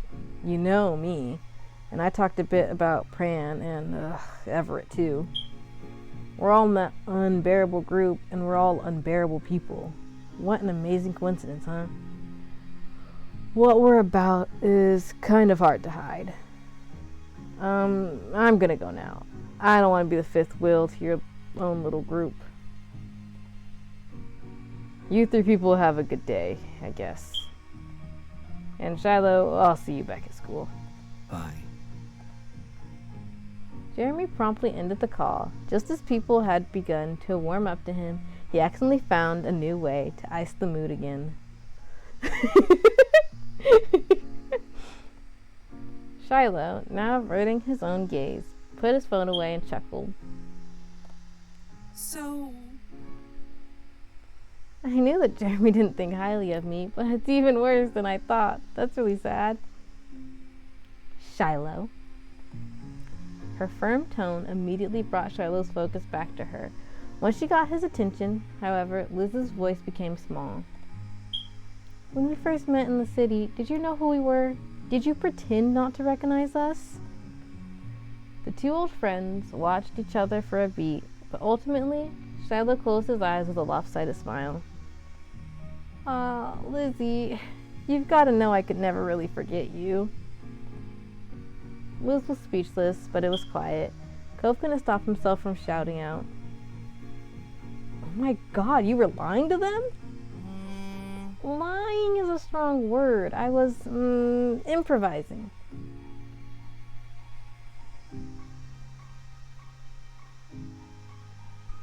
That was cool, Shiloh. Yep, that makes more sense than you not figuring it out.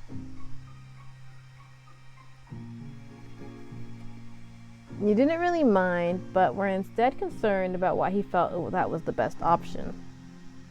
You're crazy and a liar, goodness.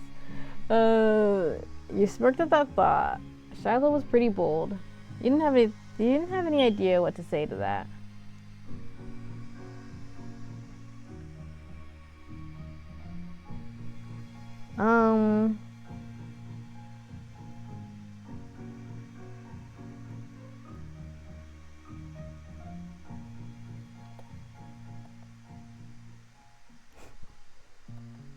That that is a weird way to put it. Let's see. Of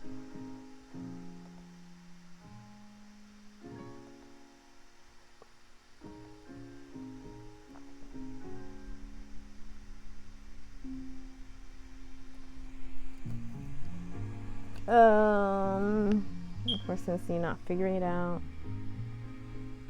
You didn't mind, but instead we're concerned about why you felt that was the best option. Yeah, I don't know, cause like Ty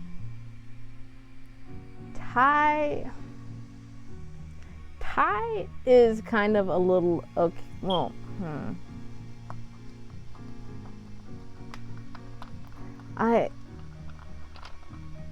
because okay, the thing is, towards himself, he doesn't mind. Right? He's like, okay, Charlotte can pretend not to know me, that's fine.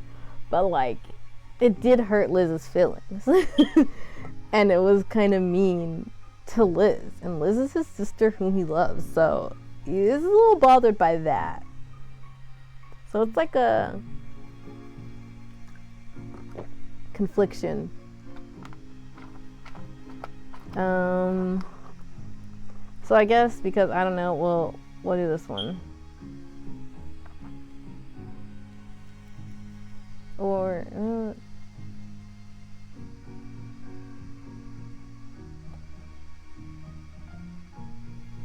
Like, I think it's like a mix of things.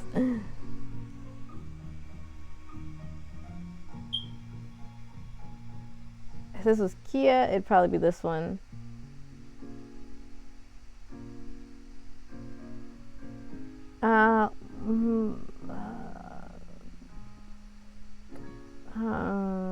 Paisley might say this one.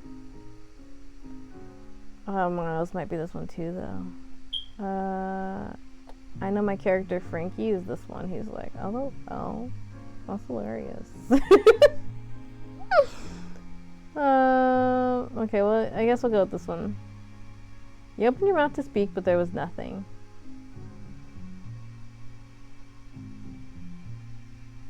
Go home, Shiloh, or go to my house and wait there until we can send you home. All right. With his shoulders dipped and head low, Shiloh obediently left the park alone. After he disappeared, Liz sat her butt down right into the sand with no concern for how dirty her dress might get this time.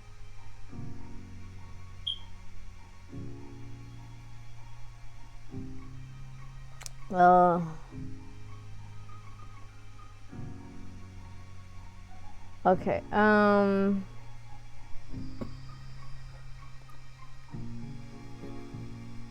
okay, we'll just save here.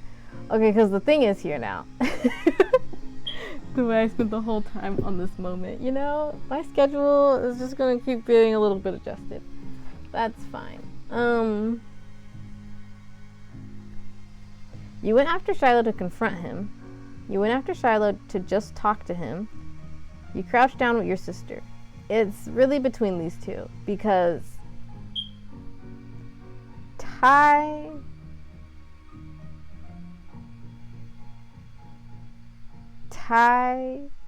wants to understand and wants to comfort.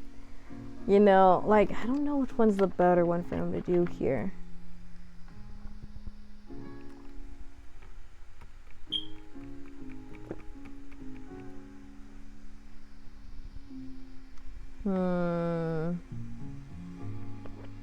Shoot.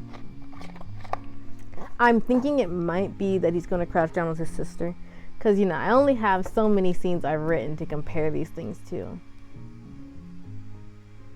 And I think if it was that Liz stomped off, he might try to talk to Shiloh first. And, well, no. Maybe Liz is the one who needs comfort, but he doesn't understand what's going on with Shiloh. Well, okay, we'll crouch down with your sister. You can go. We're done. Cole shared an unsure look with you. She wanted to be alone, but this wasn't the time for that. We're not going anywhere. Accepting that you were going to be here for this, she let out a groan. At the same time, Liz pulled the sides of her hat down, gripping it tightly in frustration. I can't believe he pretended he didn't know us. Since when was Shiloh too good to catch up with acquaintances? It's infuriating. Am I an idiot for thinking we could talk?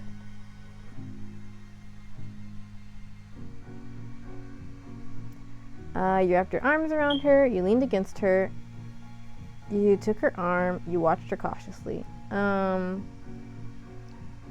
a huggy person. I think he hugs people more than leaning on them.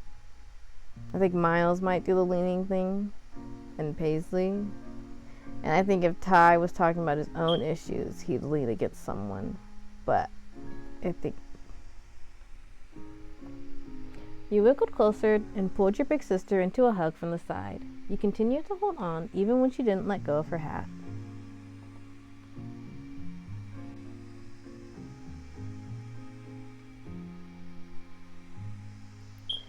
No, you're not an idiot. He's the idiot. Shiloh lied to us. That's not your fault. No, you're smart and talented and amazing. Liz, I'm so sorry. Okay. I've said before that Ty leans towards sorries, but, you know, as he gets older, you know, there's gotta be some development. And I don't think I've said sorry every single time that it's been an option. I think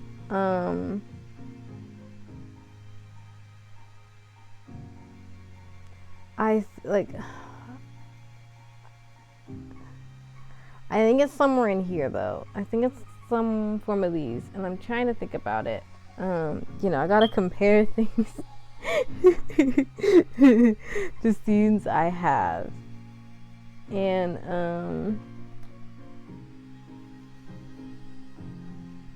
I feel like I'm leaning towards the one in the middle, cause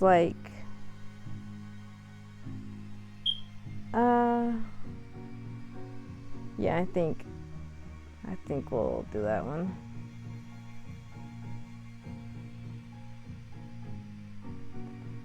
Did I save before I chose an option?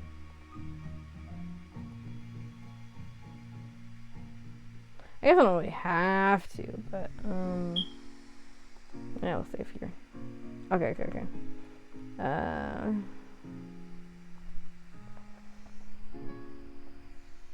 Seriously, he's a tool. Fine. I know I shouldn't care. It doesn't matter if one person doesn't want to be my bestie. He's not the greatest man on earth. I'll be fine. But I brought him here all the way from the other side of the state, and I don't even know why he did any of this. Liz finally removed her hands from the brim of her hat in order to rub at her temples instead. It blows. Cove snorted some nervous laughter at her unexpected phrasing. She didn't mind it.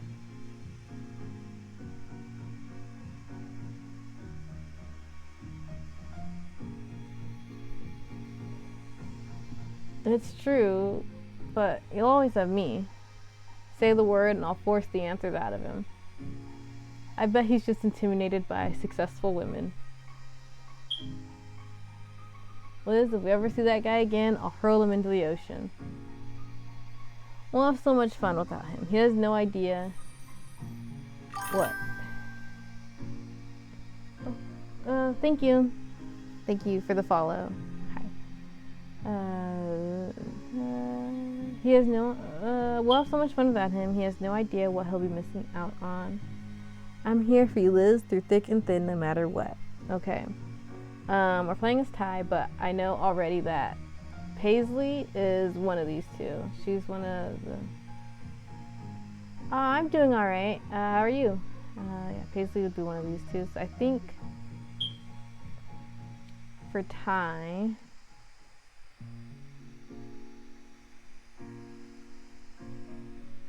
That's good. This one's a bit lighthearted. I'm gonna take a look at what she said again. I doesn't care. It doesn't matter if one person doesn't want to be my bestie. He's not the greatest man on earth. I'll be fine. But I brought him all the way out here from the other side of the state. I don't even know why he did any of this. Yeah, we don't know why he did any of this. So the word, I'll force the answer out of him. I'm here for you. Thick and thin, no matter what. She always have me.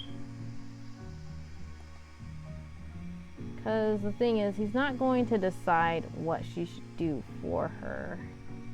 Like, he's not going to say, yeah, we'll bye to him because in case she wants to have the conversation, like, he's going to support her having the conversation. Like, do you want to explain why you did that? So I think we'll go with this one. Thank you. She squished you tight and rocked you back and forth in a dramatic hug. You let out a cove-like squeak. Sorta, yeah. Like, it's very... All the options are very customizable to your character. And it can change the way certain things go in some cases, yeah.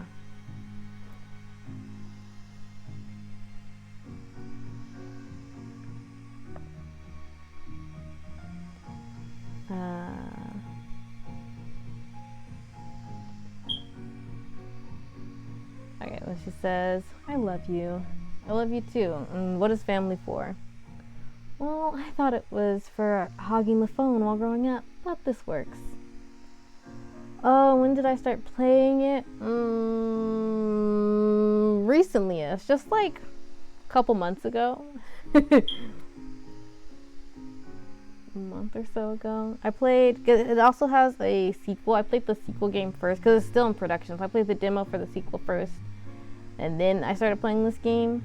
But I have a sister who played this game a while ago because this game came out in like 2021 or something. That's when my sister played it anyway. I've known about it for a while, but I just started playing it recently.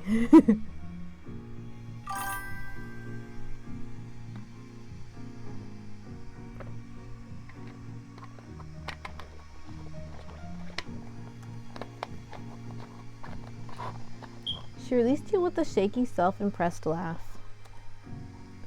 Oh, and thank you too, Cove, for being around. We're going to officially be family one day, right?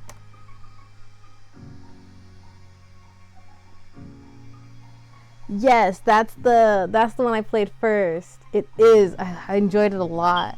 The demo is actually going to be updated sometime in November, and the game is planned to have a full release next year at some point. I'm very excited.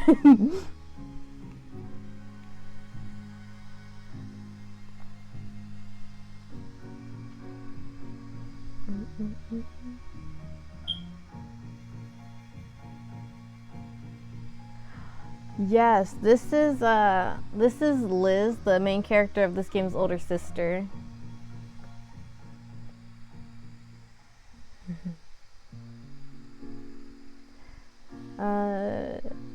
She shot him a wry smile and he tensed up, face going red. He was willing to take her teasing if it made her feel better. Don't mention it. Good.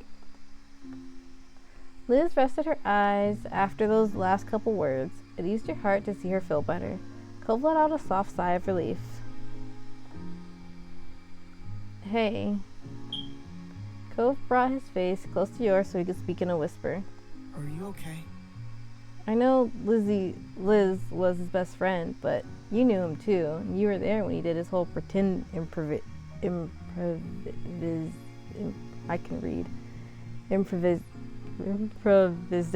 act. Don't worry about me.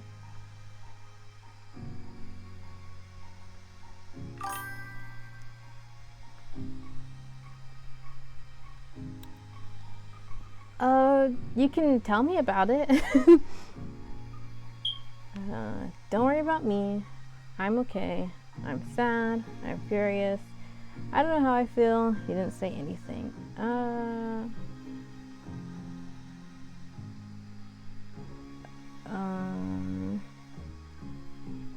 worry about me. I'm okay. Don't worry about me. I'm okay. Shoot. Okay, which one is Ty more likely to say? Don't worry about me or I'm okay. It's always the simple options. Oh, you can tell me about what you do, but there's not really a way to like show here.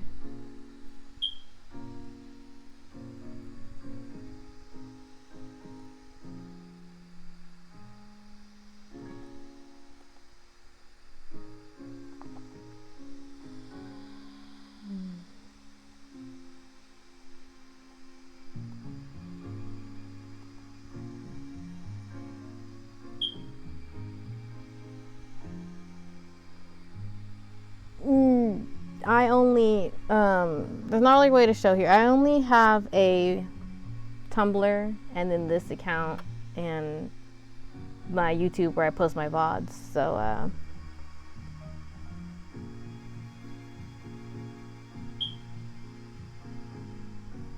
yeah.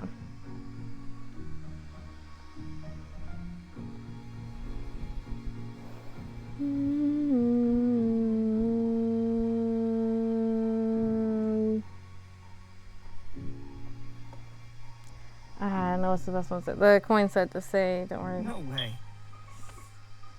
You know that's impossible. I know. Thanks for asking. You're welcome. I'm reading all quietly now. Oh gosh.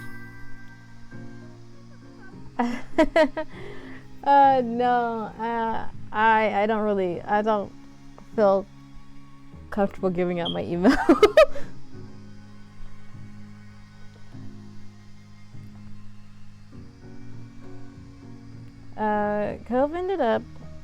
Cove ended his checkup by reaching over to pat you on the shoulder reassuringly.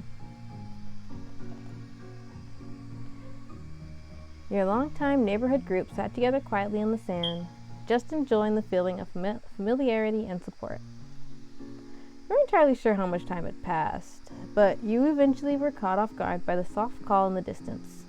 In unison, the three of you turned your heads to the sound, and there, standing at the edge of the playground, was Shiloh himself. He waved.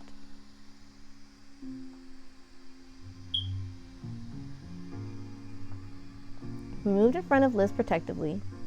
You huddled closer to Liz nervously. You huddled closer to Cove nervously. You flipped him off. You froze in place. You simply waited there.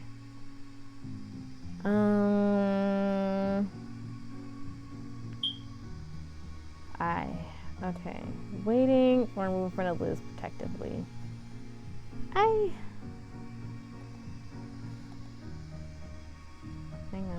on. Okay, the coin says to wait. I'm gonna save though because I might change my mind. What do we have here? Okay, I'll save it here.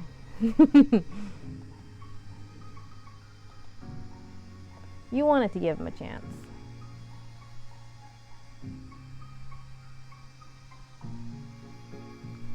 You've got a lot of nerve, Shiloh. It's a good thing your name is Fields because I'm gonna put you in the ground.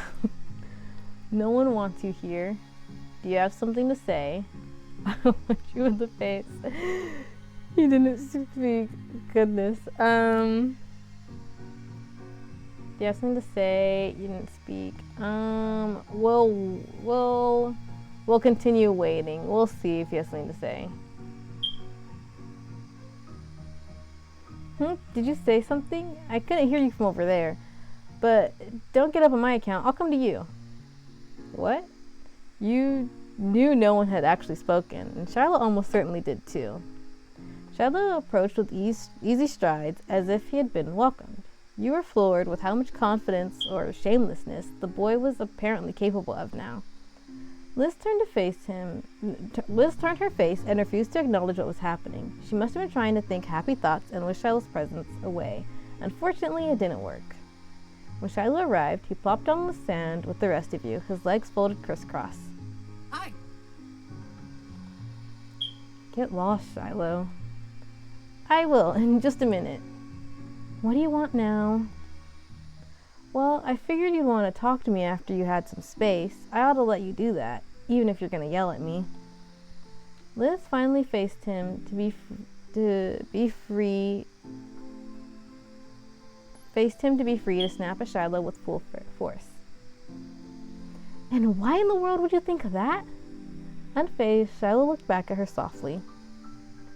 You haven't changed that much, Lizzie. You're the one who found me online when I brushed you off earlier this summer. When have you ever preferred leaving something unresolved in the end?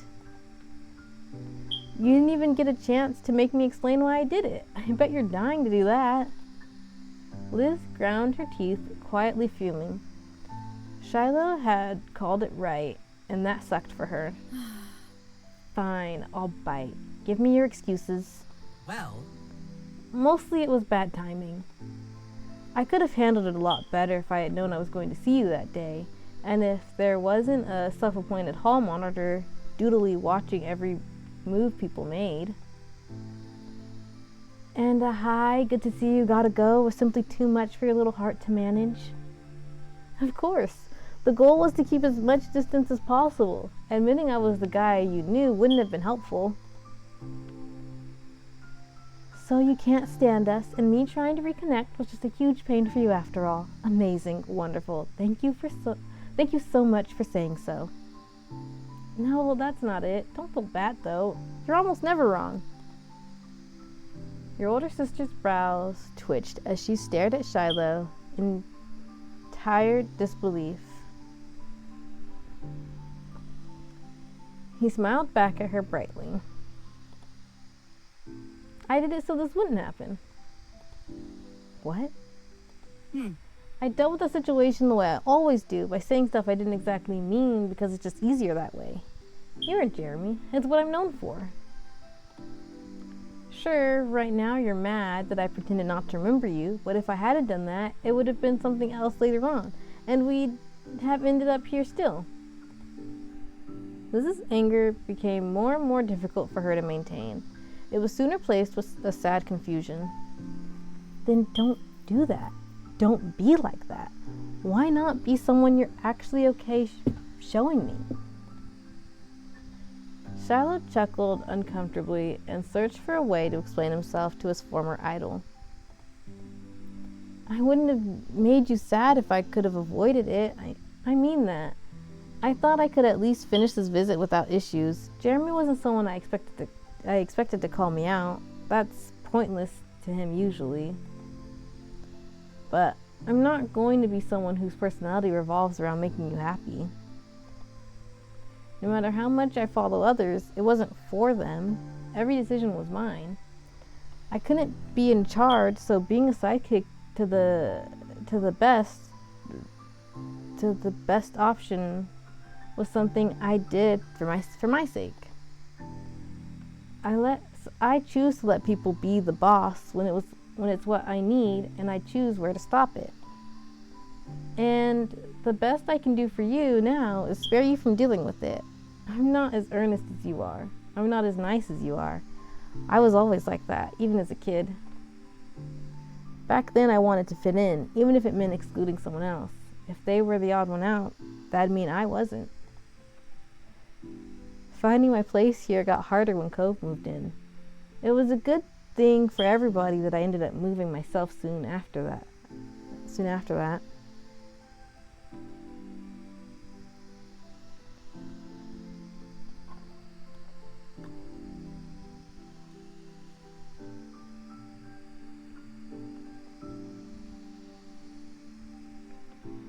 You were speechless? That's horrible. I knew it. I was sure you weren't being honest back then. You felt bad for him hearing that? Huh. Okay then. You didn't want to say it out loud, but you'd always suspected that. Yeah, Ty was kind of like put a little in a hard place because he was like, it's not that Ty is the same, but Ty tries to be inclusive to the people of the group, and Shiloh wasn't giving him a whole bunch to work with a lot of the time.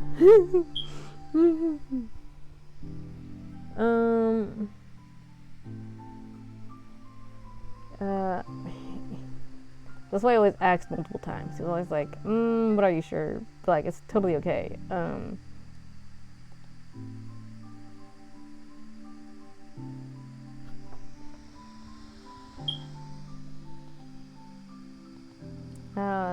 You don't say it out loud, but you'd always suspected that. We'll try that.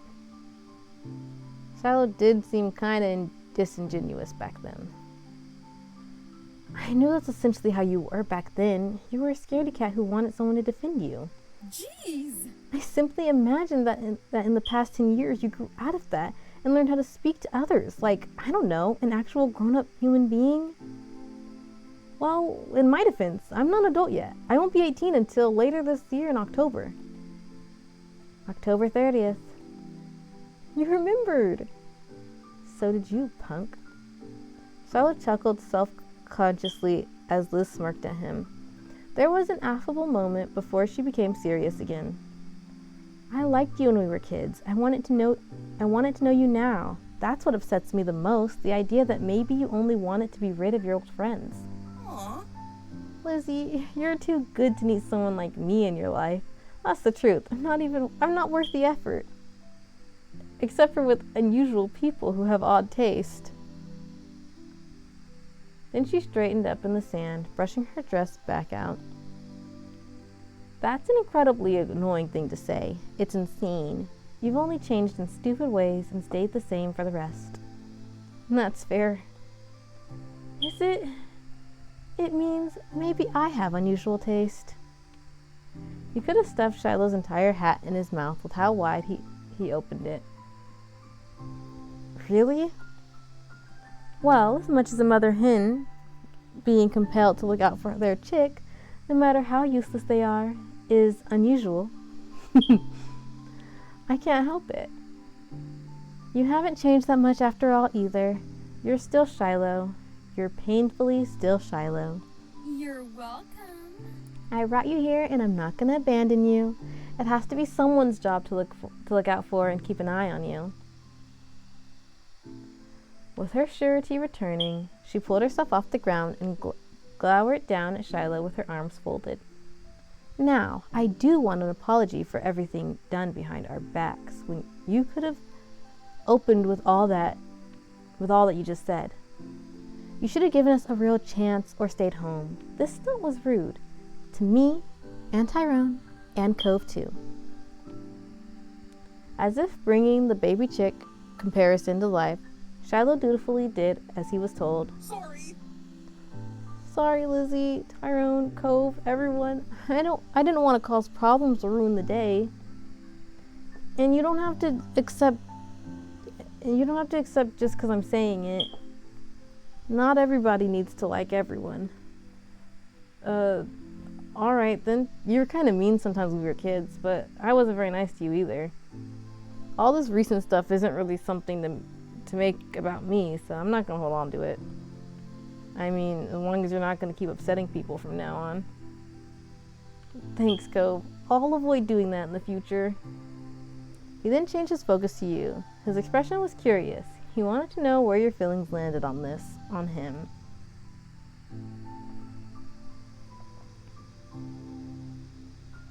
Were you pretending to have a good time with us today? I'll accept your apology. I'm not forgiving you, don't even think about it. You couldn't give him a straight answer. You shouldn't forgive him, that's crazy. You gave him a faint smile, feeling sort of relieved.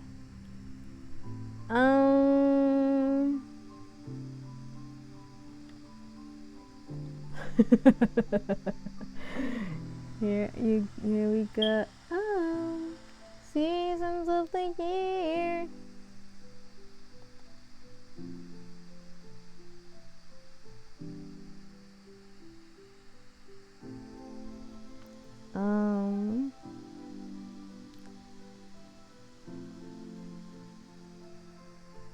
Okay. I think so. This seems pretty legit, and this seems like a good question. But would Ty ask that?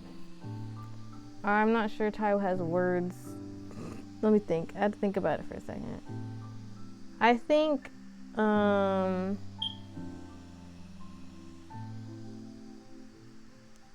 think Miles would ask this question, and I think Kia would ask this question, and I think Leilani would ask this question. I think Ryan Ryan would accept the apology. Ryan doesn't handle separation very well. Like I don't know how to better say that. I gotta play as Ryan at some point or something. Okay, well,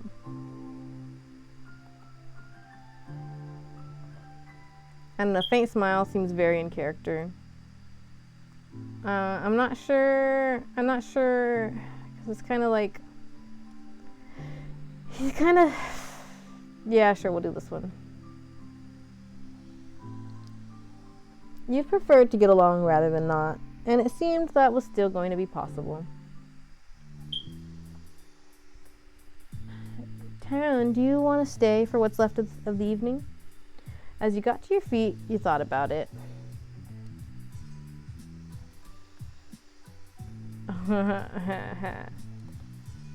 Okay, sure, yeah, I'll save here, why not? goodness.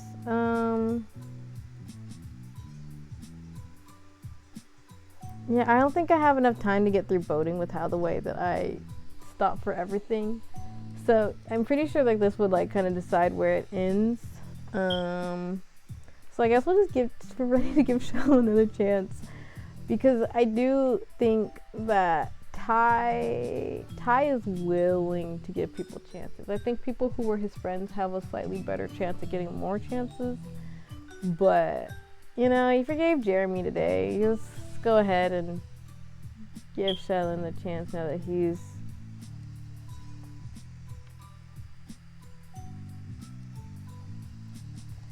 I still like Shiloh. If Liz is looking out for Shiloh, someone has to look out for her. I'm kind of interested in seeing what will happen next. I'll stick around. I just feel sorry for you, Shiloh. I want us to stay together. That's a good question. I don't know if it's gonna wrap up here and it's just like, are you sticking around or not?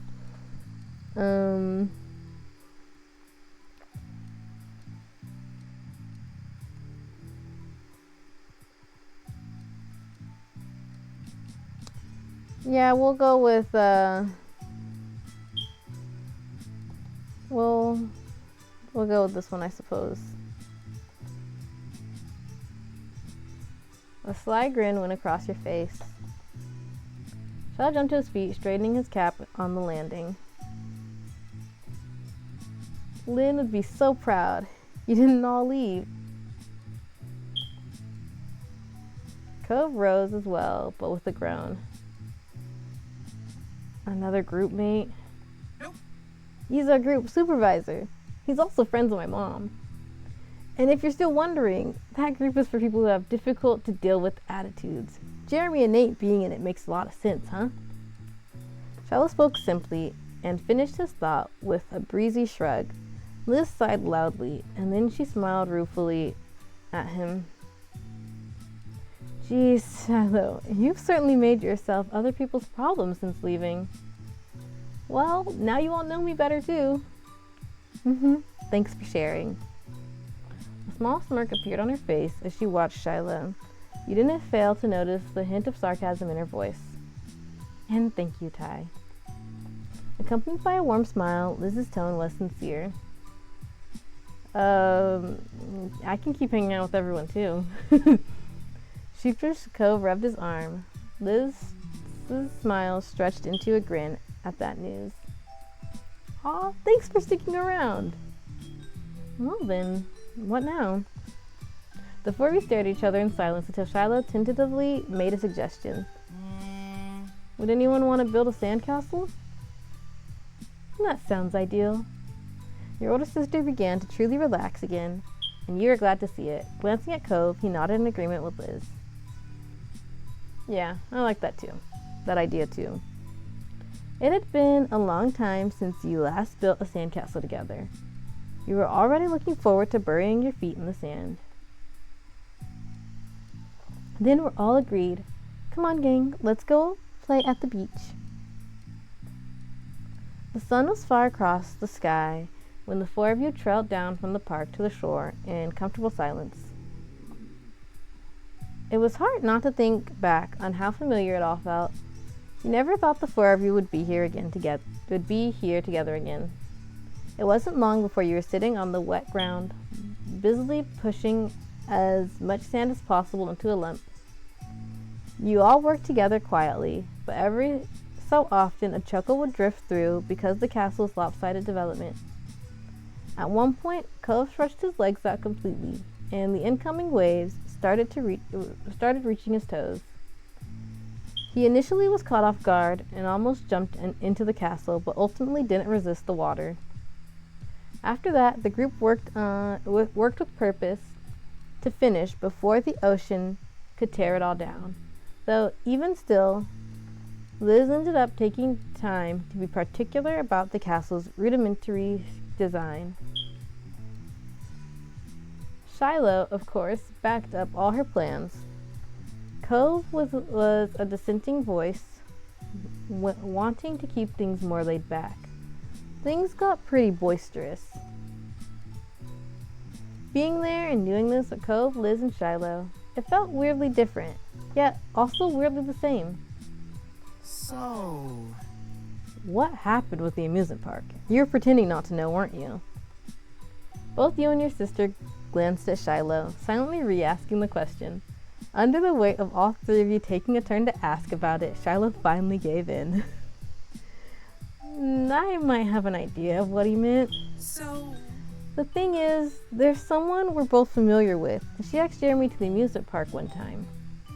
He accepted, but just complained about it, so I suggested that maybe me and her should go together. Jeremy also agreed that it'd be more fun to go around the park with me. That's what he meant when he said he was on my side. She still went with him, and now Jeremy is embarrassed to admit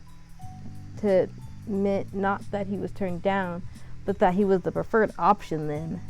It's hard to believe. Anyway, Jeremy could think that I'm mad I got passed over, but it doesn't matter if she said yes or no. All that counts is if she knows I'm totally there when she needs it, and she does. Sure, Shiloh, you're so reliable. I know, right? Okay, thanks for telling us. you're welcome. Smiling to yourself, you watched the three of them absorbed in the moment. It was nice. You hoped everyone else was having just as much fun. It was sort of incredible that you were able to have another evening like this in your life. And the feeling of odd serendipity wasn't only with Shiloh. You had also gotten a sort of closure with the old villain from the one summer long ago. Just like old times, the four of you stayed on the beach until night fell and the moon was high in the sky. Then the time had come to say goodbye. Shiloh needed to get back to his mom and back to where his life truly was now. Before leaving the beach, Shiloh pulled you aside and gave you his number just in case you wanted to keep in touch. Liz already had it, but he wanted to give it to you personally. You weren't expecting that, but it was comforting to know that this didn't have to be a permanent goodbye. The four of you walked up the neighborhood street as one, tired smiles covering the familiar faces around you. The wind gently blew by, sand dragged behind you, and a hard grasp feeling of contentment carried you through to the end of this road. It was a good night. After that, Shiloh disappeared from Sunset Bird once again, though this time it wasn't heartbreaking or hard to understand. This time it was just another part of life. And it helped that Liz had her own phone and laptop and could easily check in on him time to time. That was nice too. Alright, right, so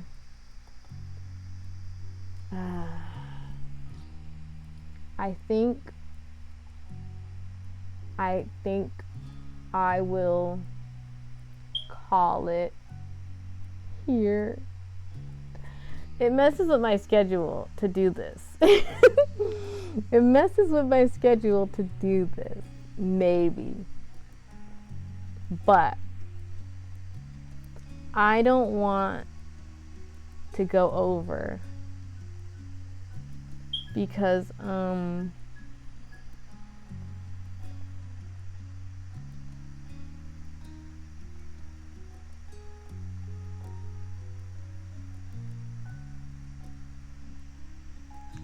I don't want to go over, and I don't know how much longer it'll take me to do boating. This took me like 2.5 hours. I don't have 2.5 hours. I have technically 30 minutes, but really like another hour and a half maybe. So if I speed through it, maybe, but I don't know how long it is. And like I said, I only know one thing. I only know one thing about it. And I'm determined to do that thing. And I think it'll be fine. I haven't seen how the setup even is, but I'm determined to do the one thing. One thing I know.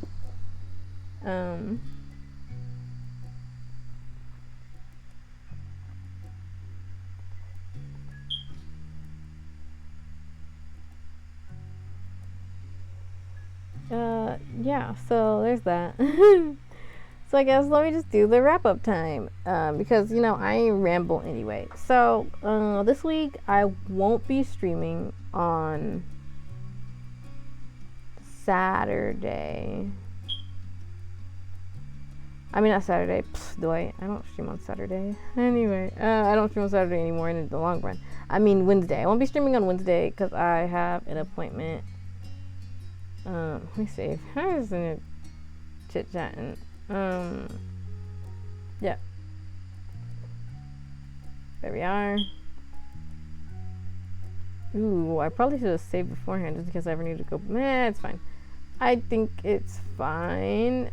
I say this, I just mentioned this because I had to, my footage was really bad the other day. And so I had to re-record doing errands and talks. So I guess I can always just re-record, like if I needed to re-record, I can just re-record and just act like the, no, because it might change some of the dialogue. Dang. Well, that's life for you. That's why we have multiple save slots. That's why we save all the time. It's not really why we save all the time, but it's why it's good to save. Okay, let's see what is left anyway. Hold up. Close this. Left is boating and happiness, and then the end of summer. And if I go to the menu, yes, we're gonna go to the menu and go to the gallery. We're just missing the end of summer. All right, no more pictures. We got the end of summer, but I am determined, and I guess I'll go ahead and let you know what I'm determined about. Right, what I'm determined about. I missed a picture. I think I kind of knew I missed a picture, but I wasn't 100% sure. But now that I know how this works, and this works, I can say with full certainty, I missed a picture.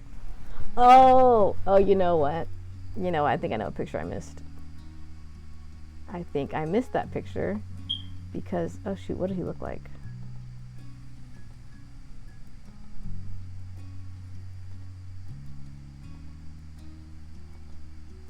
Hang on.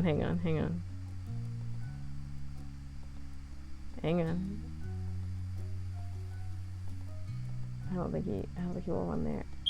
And I don't think he had a necklace. I don't remember what his pajamas were. He did have that jacket. Okay. We didn't get that picture because we got this picture instead.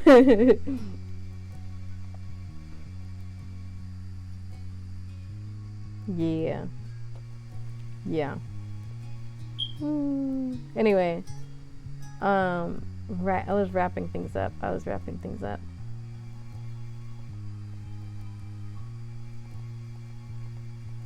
See, I didn't have the DLCs. I'm gonna have to play the DLCs on my own time, I guess.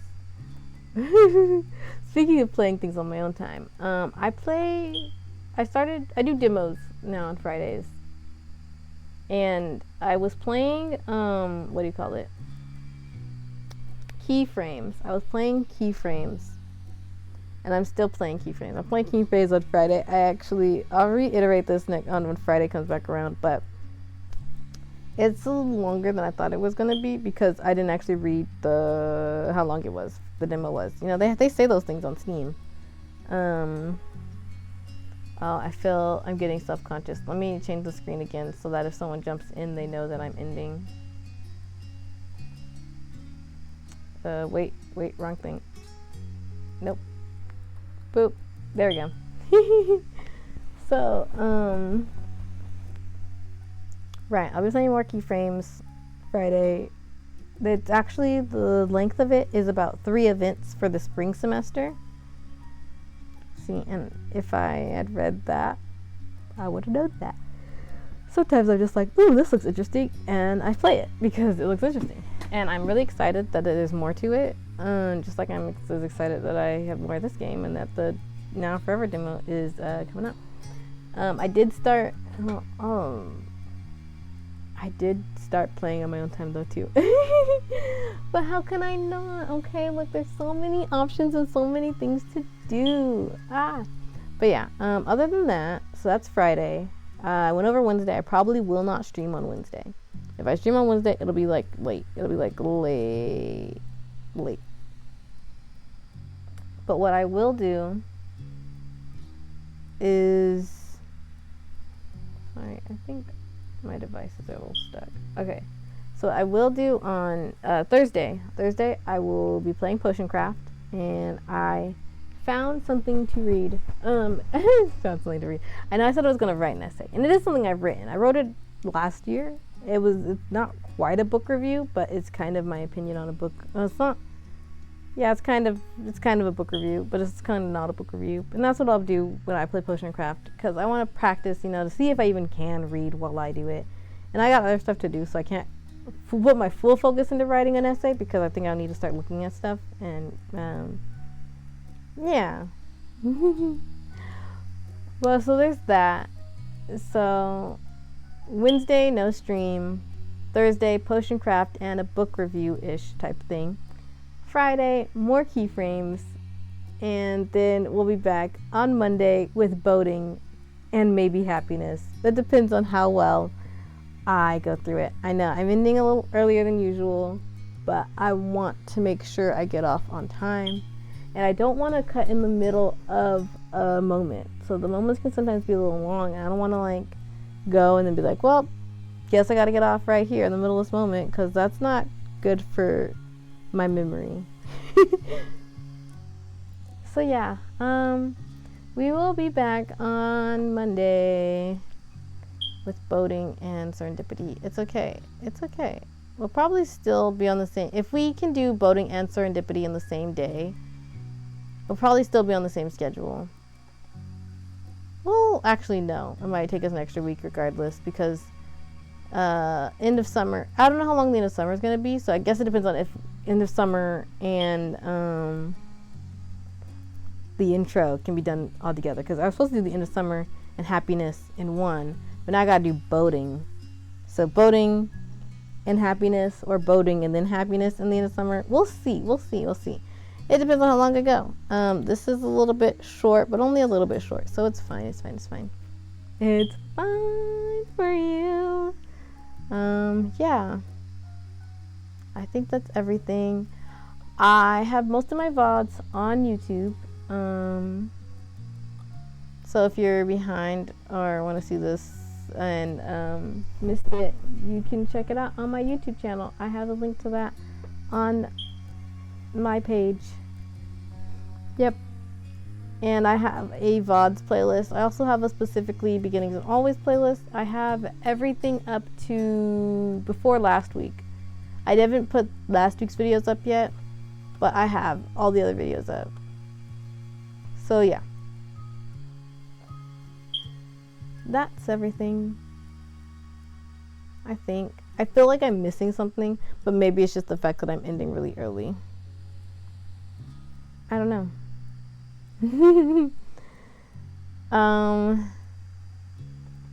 Yeah. Yeah, that's that. Thanks for watching. I'll see you not Wednesday, but Thursday. Okay.